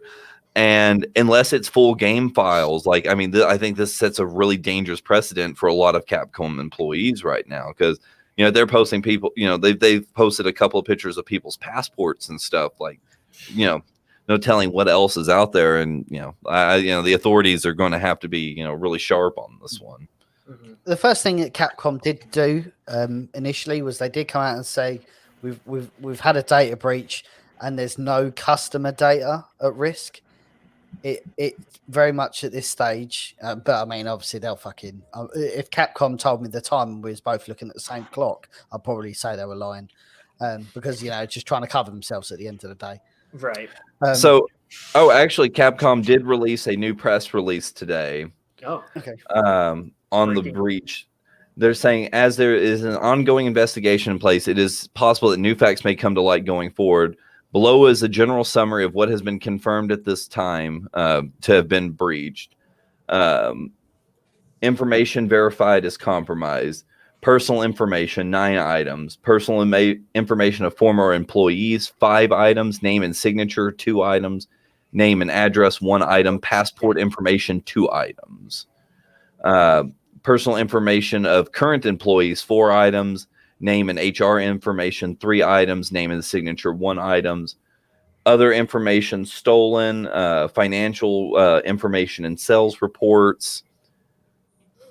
Oh, potentially compromised data. So that's just what has been confirmed to have been compromised. Here's where it gets interesting. Potentially compromised data. Personal information for customers, business partners, etc. Maximum of approximately 350,000 items.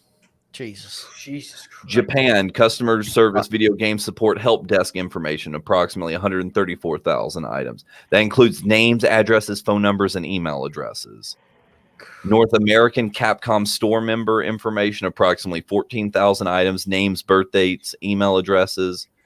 North America esports operations, 4,000 items. That's name, email, and gender.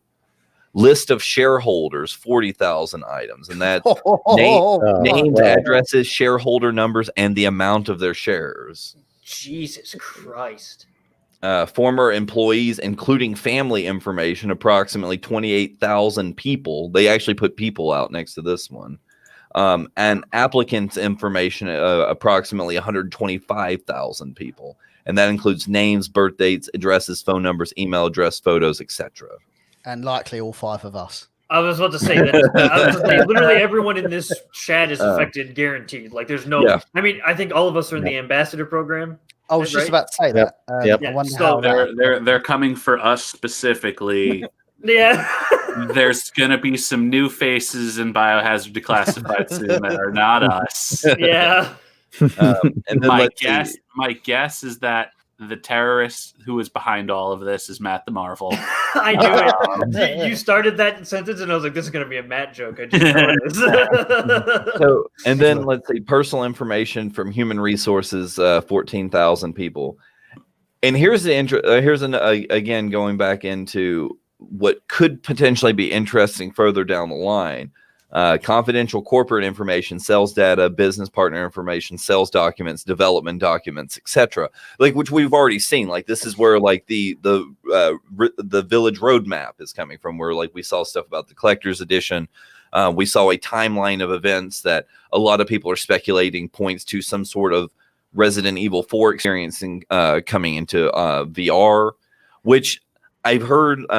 I'm waiting to hear back from a person that's translating on that, because according to the image that we saw, it says that it's supposed to be Resident Evil 4, but I've been working with somebody to try to verify with somebody that actually is Japanese for Resident Evil or Biohazard 4, because it seems really odd for them to drop a Resident Evil 4 VR experience literally the same month that they have slotted for Village. Yeah.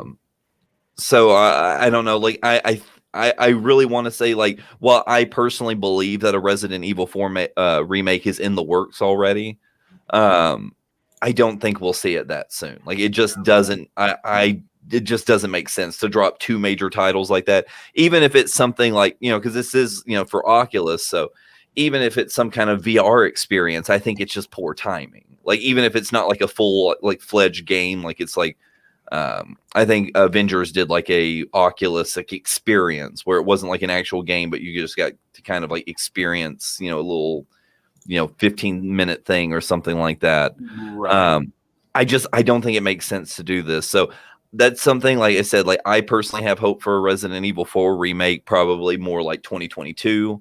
So I really want to believe that whatever we're seeing that people are alluding to being a Resident Evil 4 remake is some kind of mistranslation or misunderstanding, like that. And that it could be simply an announcement. Like they could drop Village, you know, April 1st, and then April 30th be like, oh yeah, hey, guess what? Next year, Resident Evil 4 is coming in VR. Like, because we don't know what the context is there. Yeah, it's just like a calendar type thing, right? Yeah, you know, and you know, from that calendar too, like we see that, like it seems like Infinite Darkness is coming in May, which I'm pretty sure we had already, like, that was already out there information, if I'm not mistaken. I think we had a general timeline. I don't remember exactly. I had the release of 8. I suppose what horrifies me is this. I'm getting like shades of the PlayStation 3 back in like 2011. You remember that had a massive. Yeah. It was 2011. They had a massive data breach, and they actually took the network off for several months. So yeah, obviously it's not Sony or anything like that, but you know, some of the. I'm not going to talk about the deals in question, the values associated with it, but you know, this information should not be out there, and it is out there. It's very commercially sensitive information.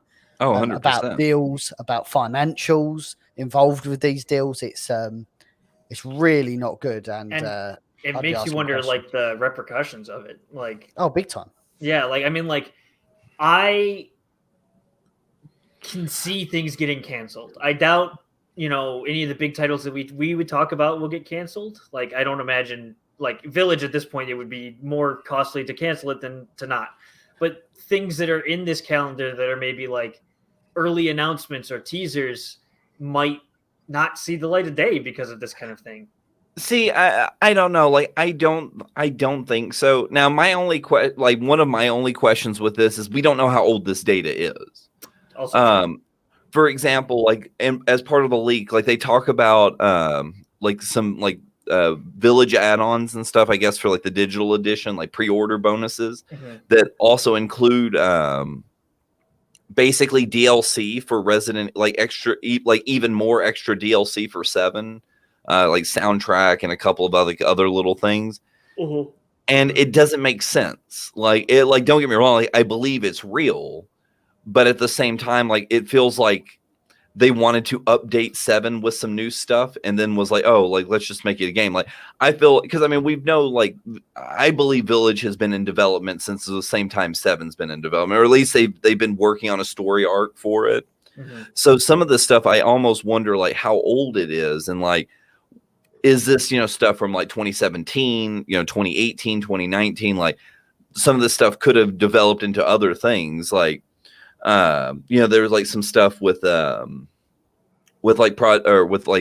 Evil Resistance and stuff that was part of this data breach, where, you know, it could have been, you know, something that ended up not being, you know, released, and like the Village the Resistance that they got, or that we got with Resident Evil 3 was not the same one that was pitched. So, you know, there's a whole thing. Like, we don't know how old a lot of this information is. Like, some of the stuff, like, you know, the pre-order bundles and stuff, like, I'm pretty sure, like, a lot of that kind of stuff is legit, because usually stuff like that doesn't really change. Like, we might not get something here and there, but, like, obviously I think it's kind of safe to assume that Resident Evil is getting Village is getting a pre-order.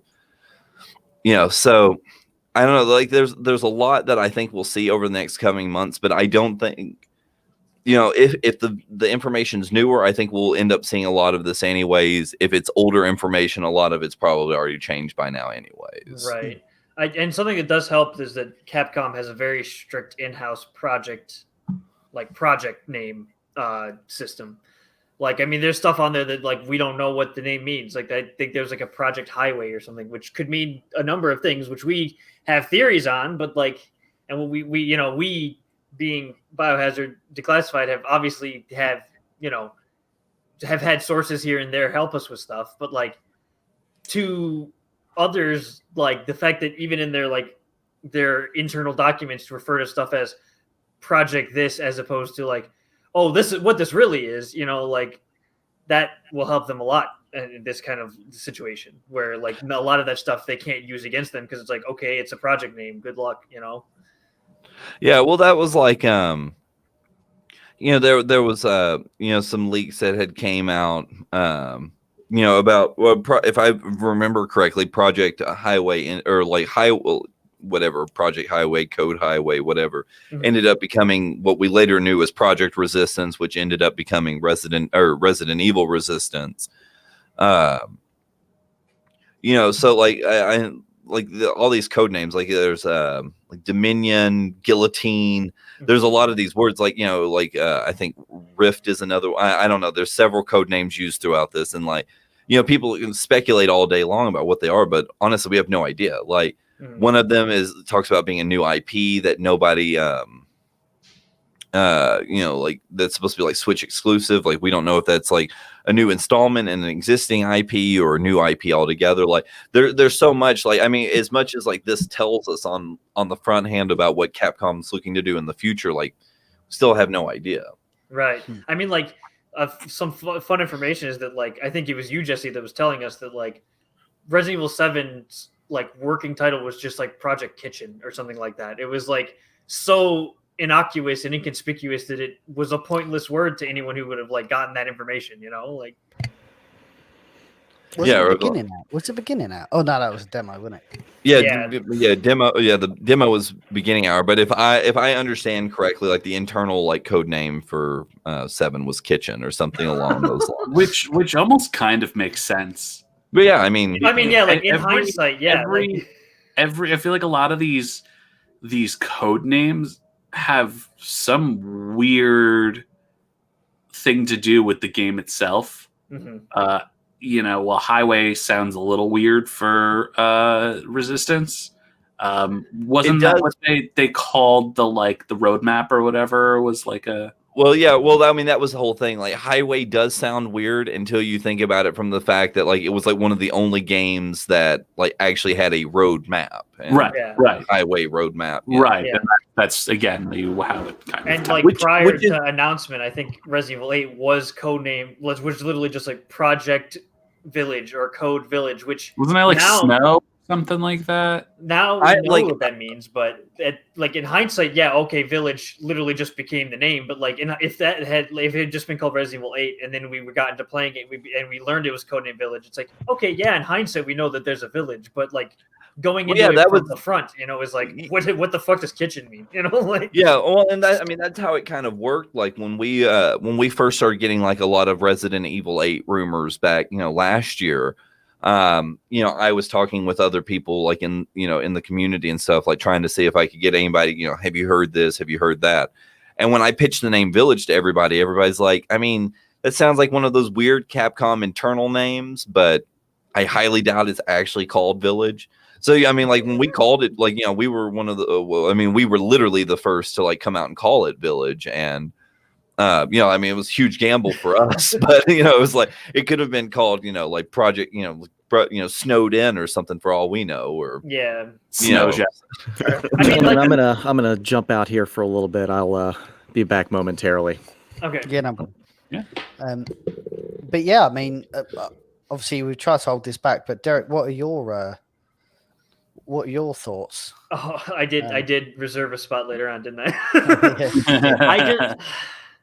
The thing is that I'm coming from it from a standpoint of, I mean, like I obviously haven't made a video game yet, but like as someone who's like very creative, project based in a lot of ways, like I think about it like this is not like a plug or anything, but like you guys know, I published a book like recently, and like the thought of someone getting that book and putting out early just really frustrates me. And like thinking about it from like a creative standpoint, creator standpoint rather, like it's monstrous, it's disgusting. Like and especially to use employee data and like, and all like these like really sensitive things to extort money from a company is like, I get it. Okay. Capitalism, like down with the man, like poo poo, like, but at the same time, like there's still people that work at these places. And then like, think about like minor leaks, like we report on sometimes, like they could be rumors that never see the light of day. And I mean, there are some leaks that we've talked about that are not true. Maybe they were early game stuff, or maybe they was just some misunderstanding. But like from the standpoint of a creator, to know that you're planning this cool thing for people that really care, and then someone who is just some chuckle fuck who doesn't care, clearly, to like break into your digital vaults and just release all that shit like it doesn't mean anything to them, like to creator, that's your baby, all of this information is important shit that like you care about, that you've put a lot of blood, sweat, and tears into, and you're really excited to show people, like you want people to be really excited for it. And then it's just like imagine like any of these this terabyte of data, like it could be just full on design documents, right? Like it could be like full story synopses. Like that's frustrating. Sorry, I didn't mean to cut you off. No, I was just making a joke. No, I think JJ from Resident Evil last night on his live stream said it best. Like, there's a huge difference between like what us and Ro does, like where we'll take leak, like supposed leaked information and rumors, and dissect them, talk about them, kind of like, give this is what our thoughts are, this is what we think about it. Because I mean, like Andy said multiple times, like it's information that we don't know is true. Like we don't have anything official from Capcom saying like, oh, this is true. Like, I mean, we get verification later when we see a new trailer, new gameplay footage. But I think, JJ said it best, like when he was like, yeah, like this is a whole different thing. And, we've kind of echoed those same sentiments about it. Like, this isn't simply somebody coming to us and saying like, hey, I got some information to peddle to you. Like, this is somebody holding, or a group of people rather, holding people's personal information hostage, for blackmail, ransom, whatever you call it. Like, this is a like criminal act. This isn't somebody like saying my uncle works at Nintendo. Like, this is somebody saying like, hey, I'm going to ruin people's lives unless I get what I want. And to add to that is that Capcom, like, and to, I guess, to rather further not distance it from us, because that makes it sound like we're doing something bad. I guess like differentiate it from us. Like you said, Capcom never says anything about leaks because they're just that. They're just leaks. Like Capcom outwardly saying that these people are doing this thing to them is a whole nother level too, right? Like it's like Capcom as a company has said someone has stolen information that is important. Like it's like you said, it's on like an outward criminal act, and just I don't know. Like I said, I have a lot of strong feelings about it because like I look at it from the standpoint of the creators, but also like from a quote unquote employee in general. Like the idea that like you work for this company, you're doing a lot of work, you're enjoying this like creative pursuit, and not only does that creative pursuit lose a lot of its luster because of leak, like not a leak in this case, like straight on theft, but also your entire well-being and your livelihood and the people around you, as we're learning from some of the stuff that Jesse read off, like family information. Oh yeah, like right. Now the thing that you love, the thing like you're creating this beautiful product, and now not only is that product possibly not as beautiful because it doesn't have any surprise to it, but also your part in creating that product may have put you and your family in danger, and that's 100%. Fucking disgusting. And I'm not going to mince words on that part. Like that is, I can't believe Matt the Marvel would do that. Just like I don't know, man. Like you go, it's like think about.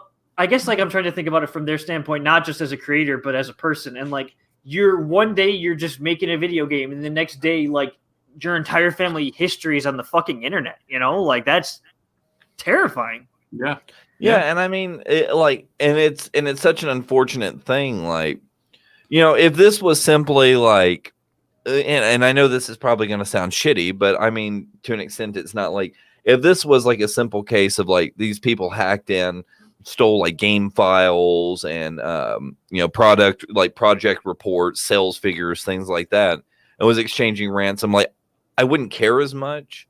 You know, it's like, oh yeah, that's a shitty thing to do, like to, you know, steal all this like corporate, you know, like information.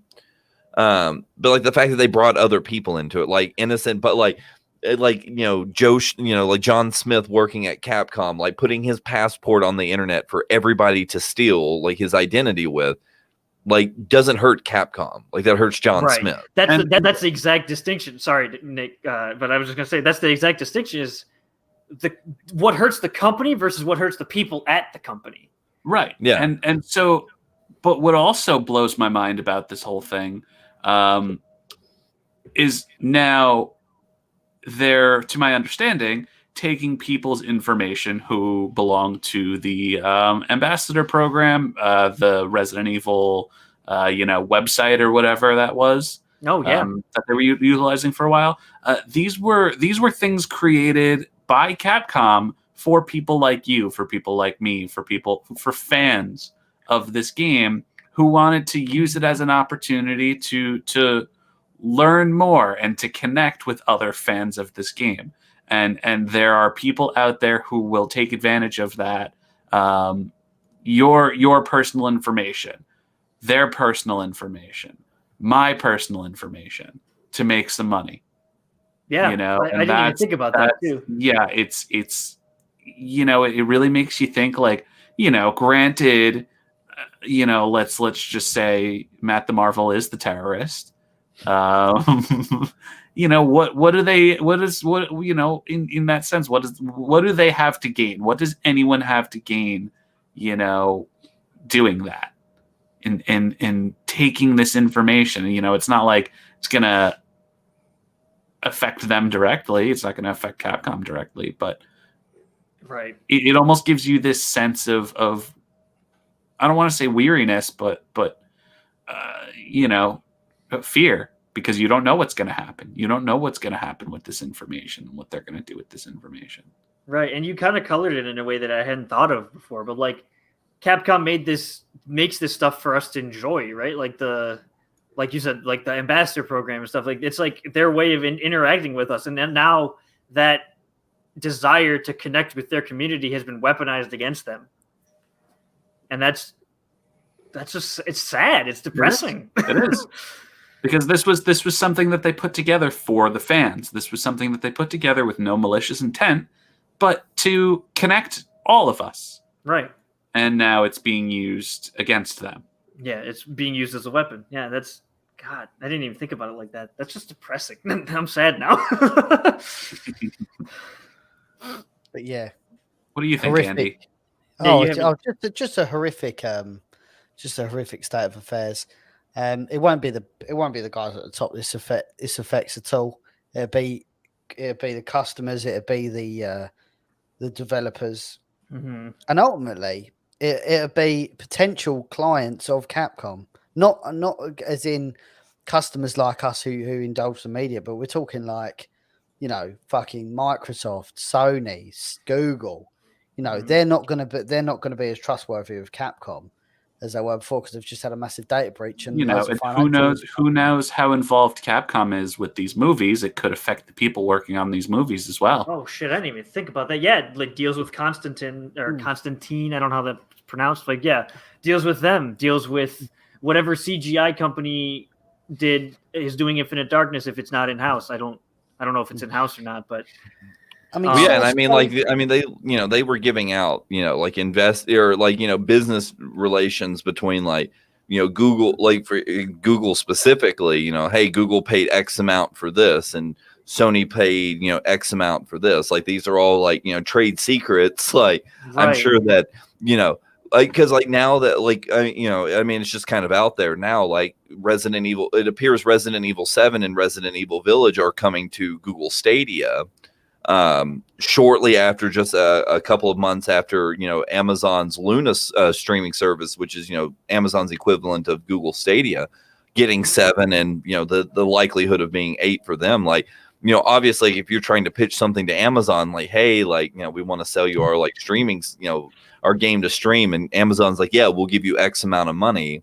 And then, obviously I don't know what Amazon paid for Resident Evil 7, but with this new data breach, if Amazon way overpaid or Google way overpaid to put Resident Evil 7 on their streaming service, like, somebody's not going to be happy one way or the other. Or if if some of the leaks is true, again, won't go into like incredible detail about it, but apparently, like Sony might be getting some exclusive demo features that's not going to be available for Steam or Xbox. And if Valve and Microsoft didn't know that, and they know that now, right.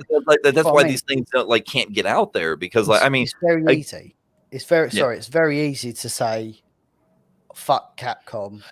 They fucked us with on this DLC, but this is ultimate bigger picture stuff that will affect the whole fucking timeline moving forward. We're already the world's already halfway in lockdown. We're already hurting. We need something good, and the absolute last thing we needed was Capcom getting hacked. Yeah. I mean, source code is what it is. I mean, to be honest, probably a good thing source code's out in the wild, because it means people will actually fix Devil May Cry 2. Right? Yeah. Well, that's the thing. And I think going forward, more transparency is at the end of the day, maybe this will be starting to be a wake up call, with Ubisoft just got hacked not too long ago as well. Yep. Honestly, I get it. It's proprietary information. It's company IPs. I get all that, but at the end of the day, maybe this is a wake up call for a lot of these big corporations. Just start being more transparent about what they're doing. Because then there's less weapons against you. Yeah, well, because think about it. With the Nintendo hack, where they were throwing out source codes from Super Mario 64.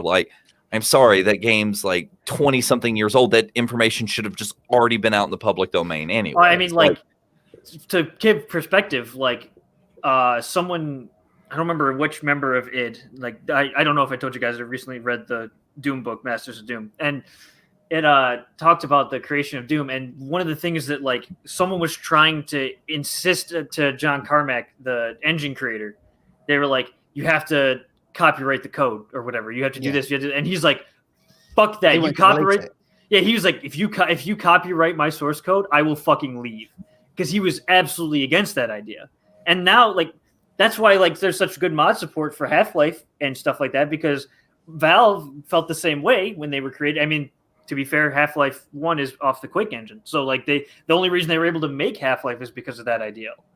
And so Valve carried that forward. They're like, make mods. We're going to literally give you an entire facet to use things with our source code. Remake the entirety of Half-Life for all we give a shit. I mean, look, Steam Workshop, it exists solely for people to steal their code, quote unquote, and make shit with it. And I like that idea a lot, and companies have gone away from it. So I always think source code I don't understand why source code has ever been. Which, quick plug, make sure you catch me on Twitch playing Left 4 Dead 2. Shout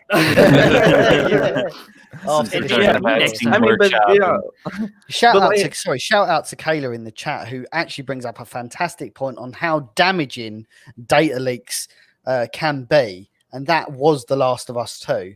I think if that game didn't get leaked, so many more people would have bought it, to be honest, and not realised the content of the campaign.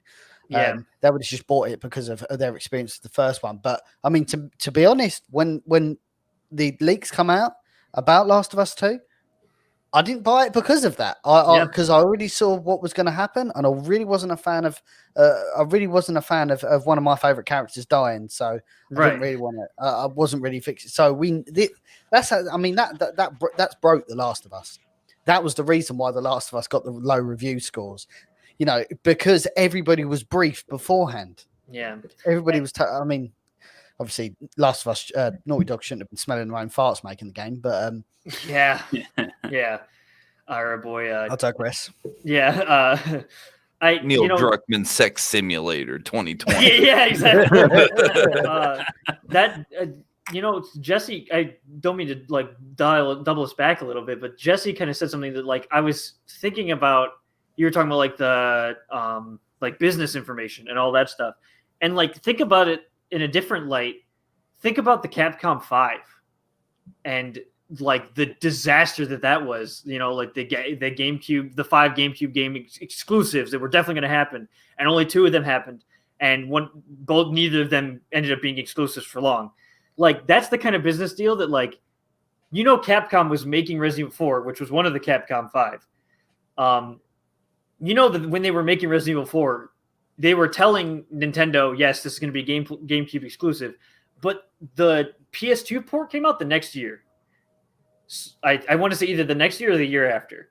And there's no way that deal wasn't in progress when they were making the GameCube version. Oh, 100%, because they had exclusive content planned for the PS2 version. Right, like the PRL, right? The the laser Ways campaign. Yeah, literally an entire other campaign. Capcom's like, hey, Nintendo, here's your own special little game that we're definitely not developing more stuff for PlayStation. There was that, and it's not like the Separate Ways was like Simonetta, where it was just like an hour long thing. That was a whole campaign. A whole campaign. Yeah, Assignment Ada was just like, take Ada model, make her do Leon things, go right, and like it's in the same map. Like they just didn't make anything A to new. point B really fast. Right, and then but like you said, Separate Ways has like full ass models that didn't exist, like the ship guns. Like they weren't in the original game. Like, you know, like exclusive weapon. Like crossbow. Yep. So yeah, like, if this kind of thing happened back when the Capcom 5 was a big deal, not only would the absolute disaster that the other 3 developments have come to light, all goodwill between Nintendo and Capcom disappears.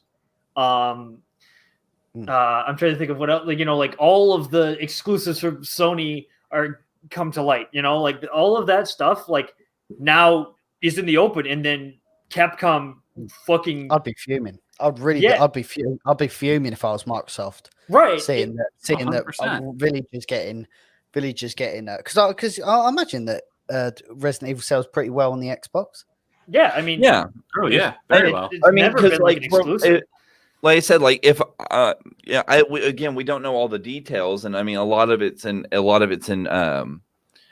Japanese, but if I understand it correctly, like Village is getting like 3 different demo iterations, and 2 of them are exclusive to PlayStation. Like everybody, because like I said, if I read it correctly, like obviously we don't know when the launch windows, particularly are. Like the paperwork says, a certain time, but that's obviously always subject to change. But what they're talking about is like, hey, we're going to launch a demo, 3 or 4 weeks out. And then like the next week, like PlayStation's going to get a update to the demo. And then a week later, like PlayStation's going to get another update to the demo. And then I can't remember if it's 2 updates or 3 updates, but like it's only, like, of course, like, from judging by the paperwork, it only looks like it's for PlayStation. And again, like if Microsoft doesn't know or Valve doesn't know that, PlayStation's getting all this extra stuff and they're not, like, and now like the users know. And so it's not even just like, mistrust between companies. It's also like now people have to feel like they're gonna, like, well shit, now I have to buy a play, like I really wanted to get Xbox because of this, or I really wanted to play on my PC, but now I have to buy this because I want the exclusive, like, because like this isn't like we're not talking about like an exclusive title, like like if you want to play Gears of War, like you have to buy an Xbox, right? Or play on a PC. Or if you want to play because Final Fantasy, if I'm not mistaken, only went to PS4, didn't it? For a while. No. You mean 7? Did it go? It was 7, didn't it? It was back. It's been backwards compatible for a little while. I was saying, so 7 remake is only on Yeah. PS4. The remake of 7 is only on PS4 because the original was. To my understanding, no, that's the same. But yeah, so I guess that'll prove your point. It's a timed exclusive. So it'll eventually come to Xbox and PC, but it may be another 6 months from now. Right. Yeah, but I mean, but like I said, like if you want it, like The Last of Us is not coming to or excuse me, not The Last. Yeah, The Last of Us, like that's literally it's a only second party title. Yeah. or like Halo's not coming to PlayStation. Gears of War is not coming to PlayStation. Like right. These Well, are Capcom's not a second party developer. They're a third party developer. Well, sure. Yeah. But what I'm saying is though, like, like if you want to buy console X or console Y, like, which console you have to buy. But like now we're in a situation where like we've kind of moved past that, except for exclusive titles, like either first or second party titles, where now though, like, it's like, oh, hey, if you want to play the Village demo, like you can get the Village demo on any of these consoles. But if you want to play the really cool demo, you're going to have to buy a PS5. Right. Like it's like Game Plus, right? Like it's game. This is going to be as dumbed down as it's going to sound stupid. No, but like Game comes out on all consoles, but Game Plus only comes out on this console. Yeah, exactly. Especially if some of the paperwork is also to be believed that kind of further backs up this, idea of the game being cross generation, where it's like, like a lot of people might be breathing a sigh of relief because like, oh, thank God it's going to be on PS4 and, so I don't actually have to get a PS5 now. And then to be told like, oh yeah, like you're going to get a really shitty Resident Evil Village if you only get it on, this. Like, if you want all the bells and whistles, you still have to get the next gen console. So, like, yeah, I mean, that's the whole problem with this is like now, like, like you're in a whole situation where like players are going to be pissed off because like now they know beforehand, like that they have to make like certain decisions that they didn't necessarily wanted to make. And then too, like, like you said, like we don't know what kind of what kind of boardroom deals have been going on between these major companies. So, like I said, like Google might, Google might not have had any idea like how much Amazon paid for, to put Resident Evil 7 on Luna. But now, Amazon knows how much Google paid. So, it's an astronomical price difference. Like I don't remember the exact figure, but let's say, Amazon paid $100 million for Resident Evil 7 to be on Luna, and Google paid $50 million for it to be on Stadia. But as Amazon start, start talking to some C-level employees of Capcom, being like, "Hey, what up?"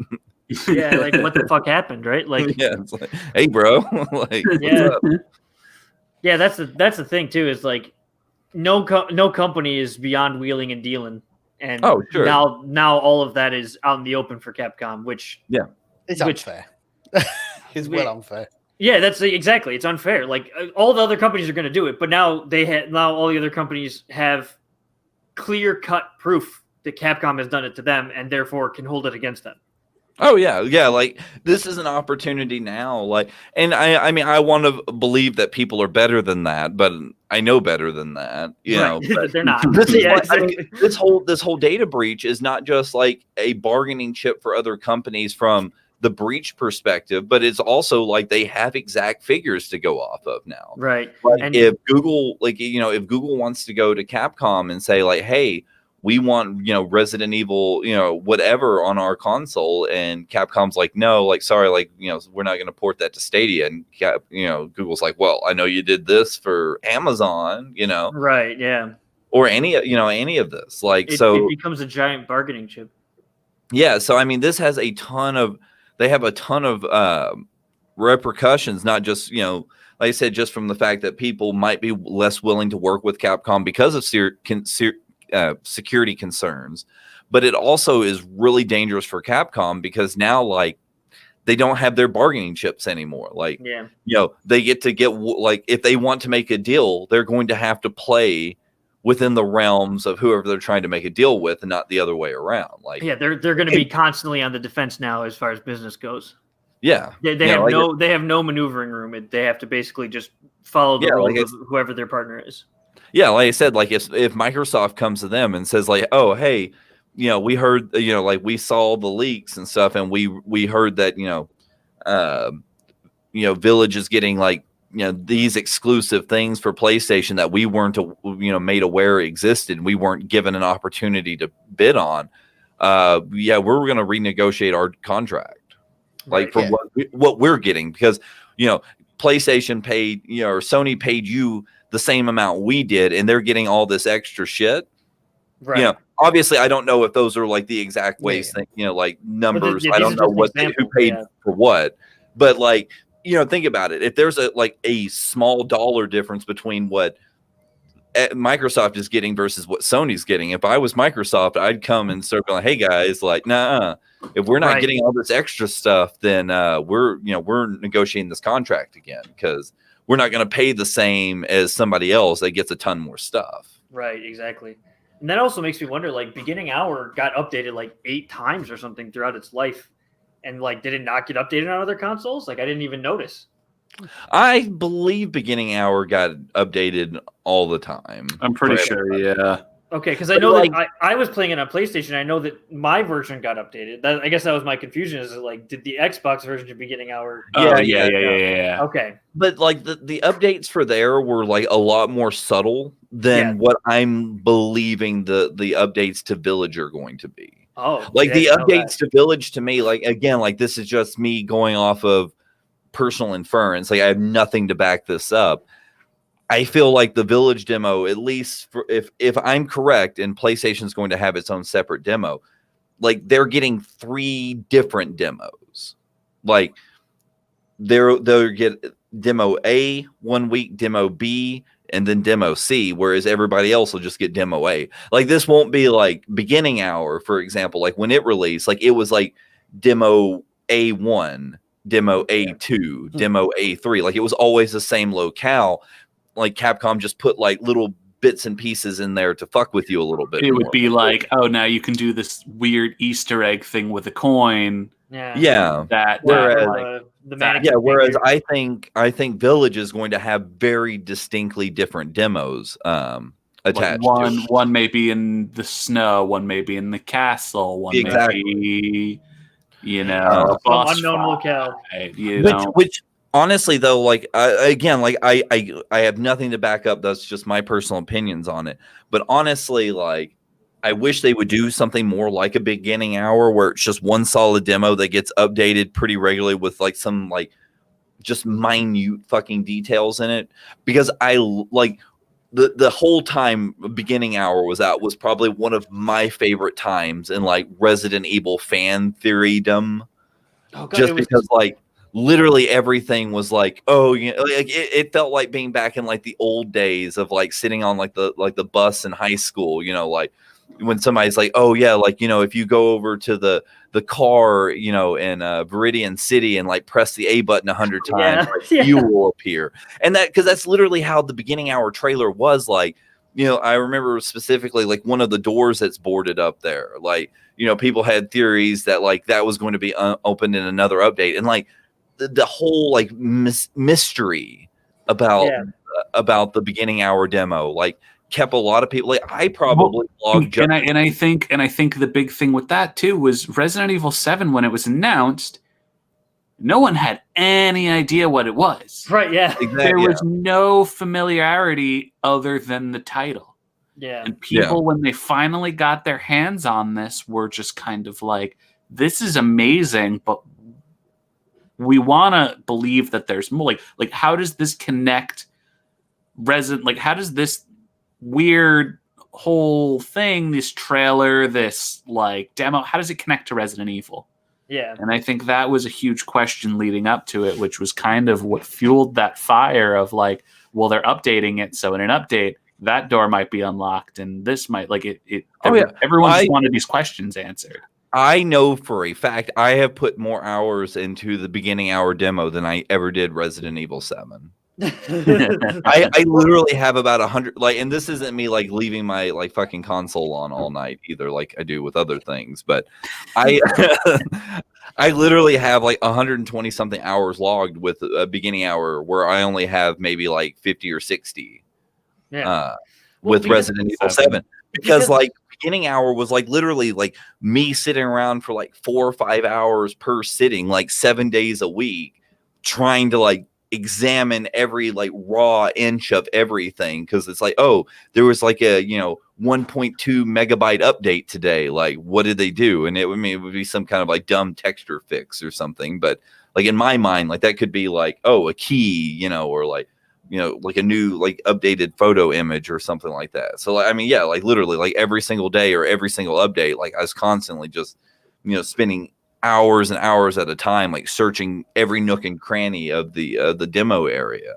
Well, that's the great thing about that is it stops being just a demo and it becomes like almost like an interactive like mystery or something like that. Like it's like you and Capcom are now in a chess match because they're constantly updating this thing and you're constantly trying to beat them and figure out what they changed.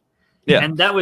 And you're trying to figure out how it connects to everything else. And that was awesome. Like that was unheard of, like that's not, I don't know that I've ever heard of that being done before. And I don't know that I've ever heard of it being done since. And I don't know why they wouldn't do it again. Like it's a great idea as a way to like build mystique around, like, yeah, we have a lot of information about 8 now, like that we didn't have about 7.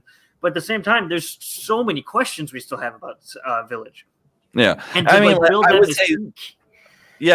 would say the only thing that we've ever seen close to this would be maybe PT. Yeah, that was one of my first thoughts. Yeah, it was PT. How like over PT, and over and over again it was. Yeah, but I will say like PT to me, honestly, like you could have slapped like if they decided not to make Silent Hills, they could have literally taken the PT demo, slapped $5 on it, and put it on like the Xbox Arcade or whatever PlayStation. Like I'm assuming PlayStation has an equivalent of like Store Xbox or whatever. Yeah, I think you could have thrown it on there $5 and sold it as like a quasi indie title, and they would have made a shit ton of money off. I mean, I'm not even gonna lie, I would have bought it. I would have paid $5 just for the PT demo. Yeah, I mean, there was. If you're listening, Konami, like I will literally pay you money. Yeah. Yeah. Well, like I mean, $5. It's definitely the Kojima influence. This is coming from one of the Resident. I don't know if I'm the only Resident Evil. God damn it!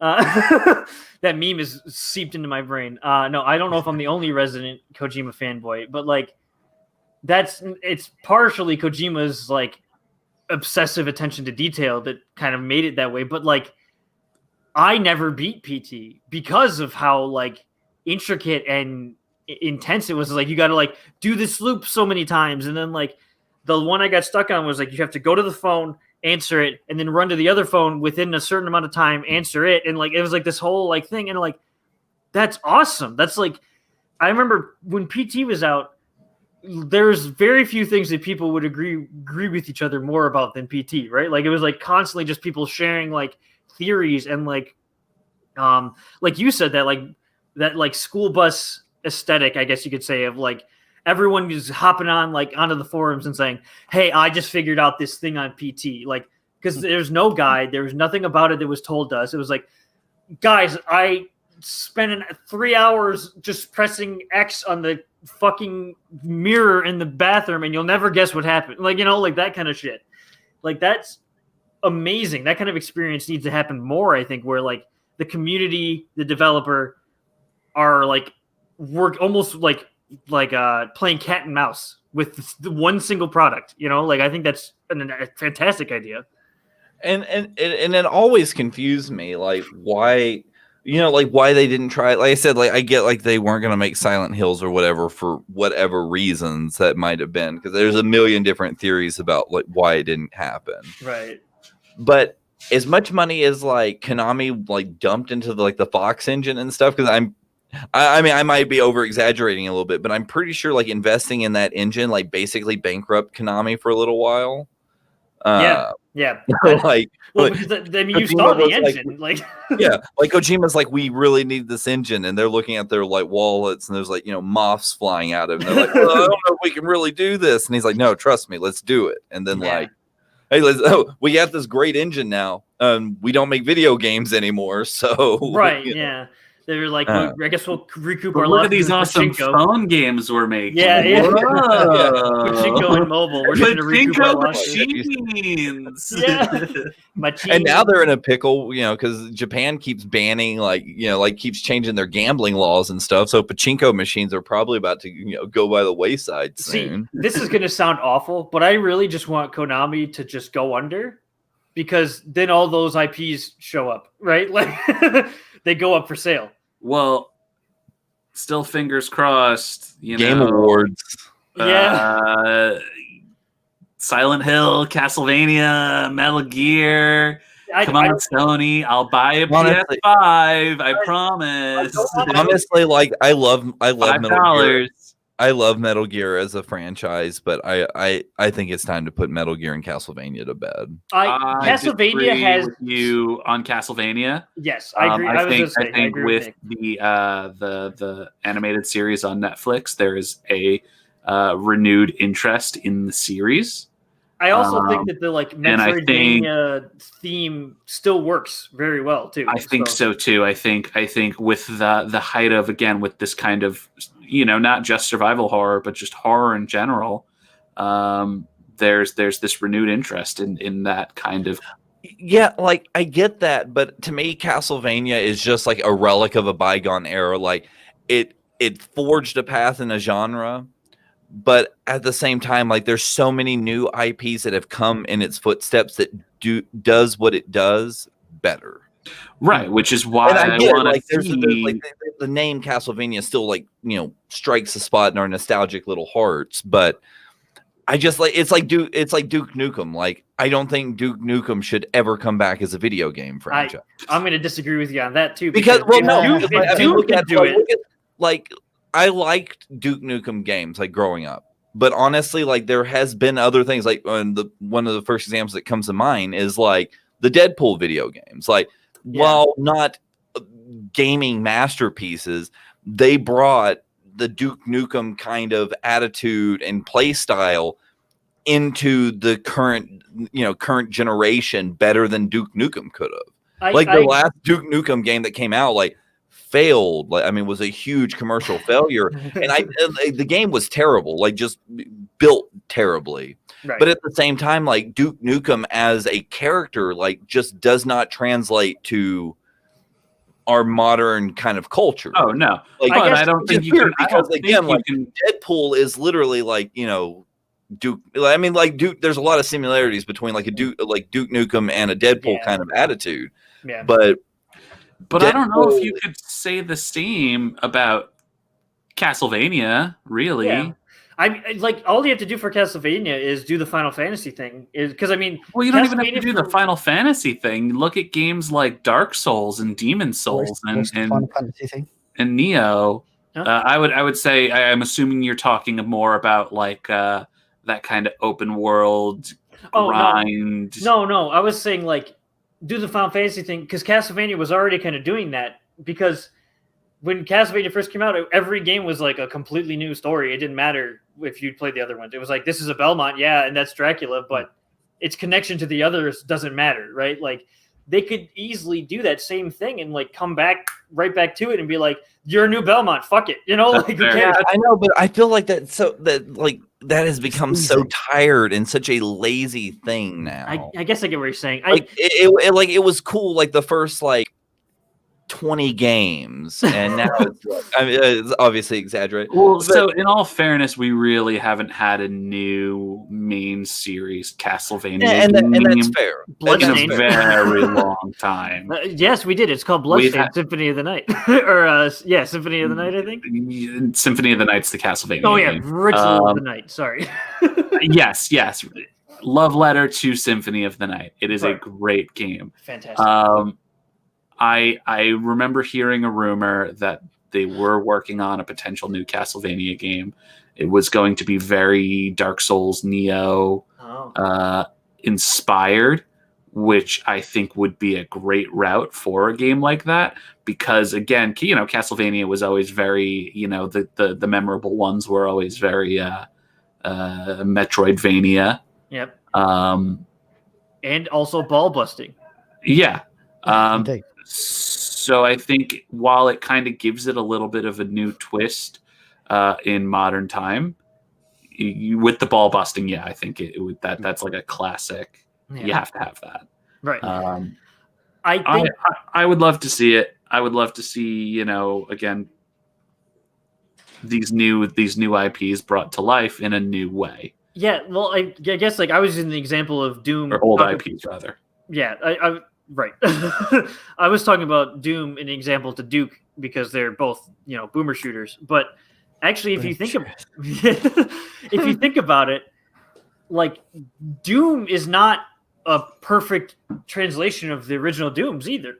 It's like a marriage of like Doom and Quake and just like pure adrenaline. Build engine games are absolutely massive now as well. Oh like, yeah. Come out and it's changed the game again. Oh, Iron Fury? Yeah. Iron Fury. You know what I meant. No, I yeah, that's fine. I was it's yeah, like I mean, like, and that's using the original. I think it's using like Duke GDX or something like that. But it's using basically the original engine from back then, and just pushing it now. Like, I don't know, like it's not as necessarily they make the game like it was back then, because like I said, Doom isn't like original Doom anymore. It's almost like a distillation of it. It's like, well, that would be the same can be said about Resident Evil 2 and 3 remake, and I think that's just how things have to be. Like, to keep your franchise going forward, like if you want to bring back older stuff, it has to obviously like hark back to like its roots, but you have to move it forward. I guess I can kind of see why that would not really work for Duke, because the only thing that really made Duke interesting was Duke, and as you said, that character exists now in many forms. It doesn't fit. His character doesn't fit now. Duke Nukem Forever was a clear indication of that. Yeah, that it doesn't. The Knicks of the world like ruin. I don't even think it's that. I think it's just that like that machismo, like it's just cheesy now. It's not like, I mean, the thing is like it was cringy. It was like cringy back in the day, but like it was like a funny cringy, and now it's like just cringy. Now that you're older, and it was cringy. I think it was you hadn't seen a character really like that in a video game before. Yeah. Like, I'm gonna kill the aliens and then I'm gonna pee on their ball sacks. Like, right? Like weird, like loads of girls, save the babies. Yeah. So like, it was, oh my god, Duke, the Duke. Well, and that's the thing is, it's like those were the action movies at the time. It's too, kind of like anymore. Duke Nukem to me is kind of like that college kid who never really left their hometown, and at 40 years old is still talking about the football, his football trophy from high school. And, right. It's almost embarrassing at this point. Like, right. It's like one of those things. It's like, it's like a poorly aged movie. Where you're like, wow, like I remember this movie being kind of dumb as a kid, but like watching it as an adult, I'm like, holy shit, like wow, this was awful. It's a bad movie. Yeah, I've seen. I mean, there's plenty of movies like that. I just think I see that not working for Duke, to kind of bring us back around a little bit, but I don't see that not working for Castlevania. Right. I think Castlevania is a different monster altogether, and has had wide success. Right, among generations, and the Castlevania, maybe handheld or maybe the older console games. I think there's a lot you can do with a Castlevania game today to strike interest in a new fan base. Yeah, and while continuing to have support for older fans. Right, and I think those conventions that it's in the name Metroidvania, right? Like those still are there. Like, I mean, even Doom kind of has a little bit of it, like the new Dooms. I mean, that idea of like, you come back to this area later when you have better shit, because then maybe you can open new secrets. I mean, Doom Eternal specifically tells you when you go to the Slayer gates, which are like extra hard challenges that get you the ultimate weapon by the time you get to the end of it. They specifically say, if you're having trouble, come back later, because this is going to kick your balls constantly. If you come back later, you'll have better weapons, and it like specifically tells you come back later. So it's like that kind of feeds into that Metroidvania feel. Interestingly, in the Capcom press presentation, the slideshow where they're talking about Village, they actually label Village as a Metroidvania game. That's right. I forgot it said that. Yeah. Which I was like, wow, that's a couple of mix of some IPs there. To describe your Capcom game. Right, yeah. Resident Evil Village is going to be a platformer. That's why it was on the roof. Indeed. And now we've brought it full circle. Yeah. All roads lead back to RE. Indeed. we will conclude this podcast. I'm very grateful for everybody's contribution today. It's been absolutely fantastic. As ever, we'll be at the forefront of all Resident Evil and now Capcom related news. So please stick with us, Biohazard Declassified, and hopefully we will see you all in our next one. Bye. Bye, everybody. Love you guys.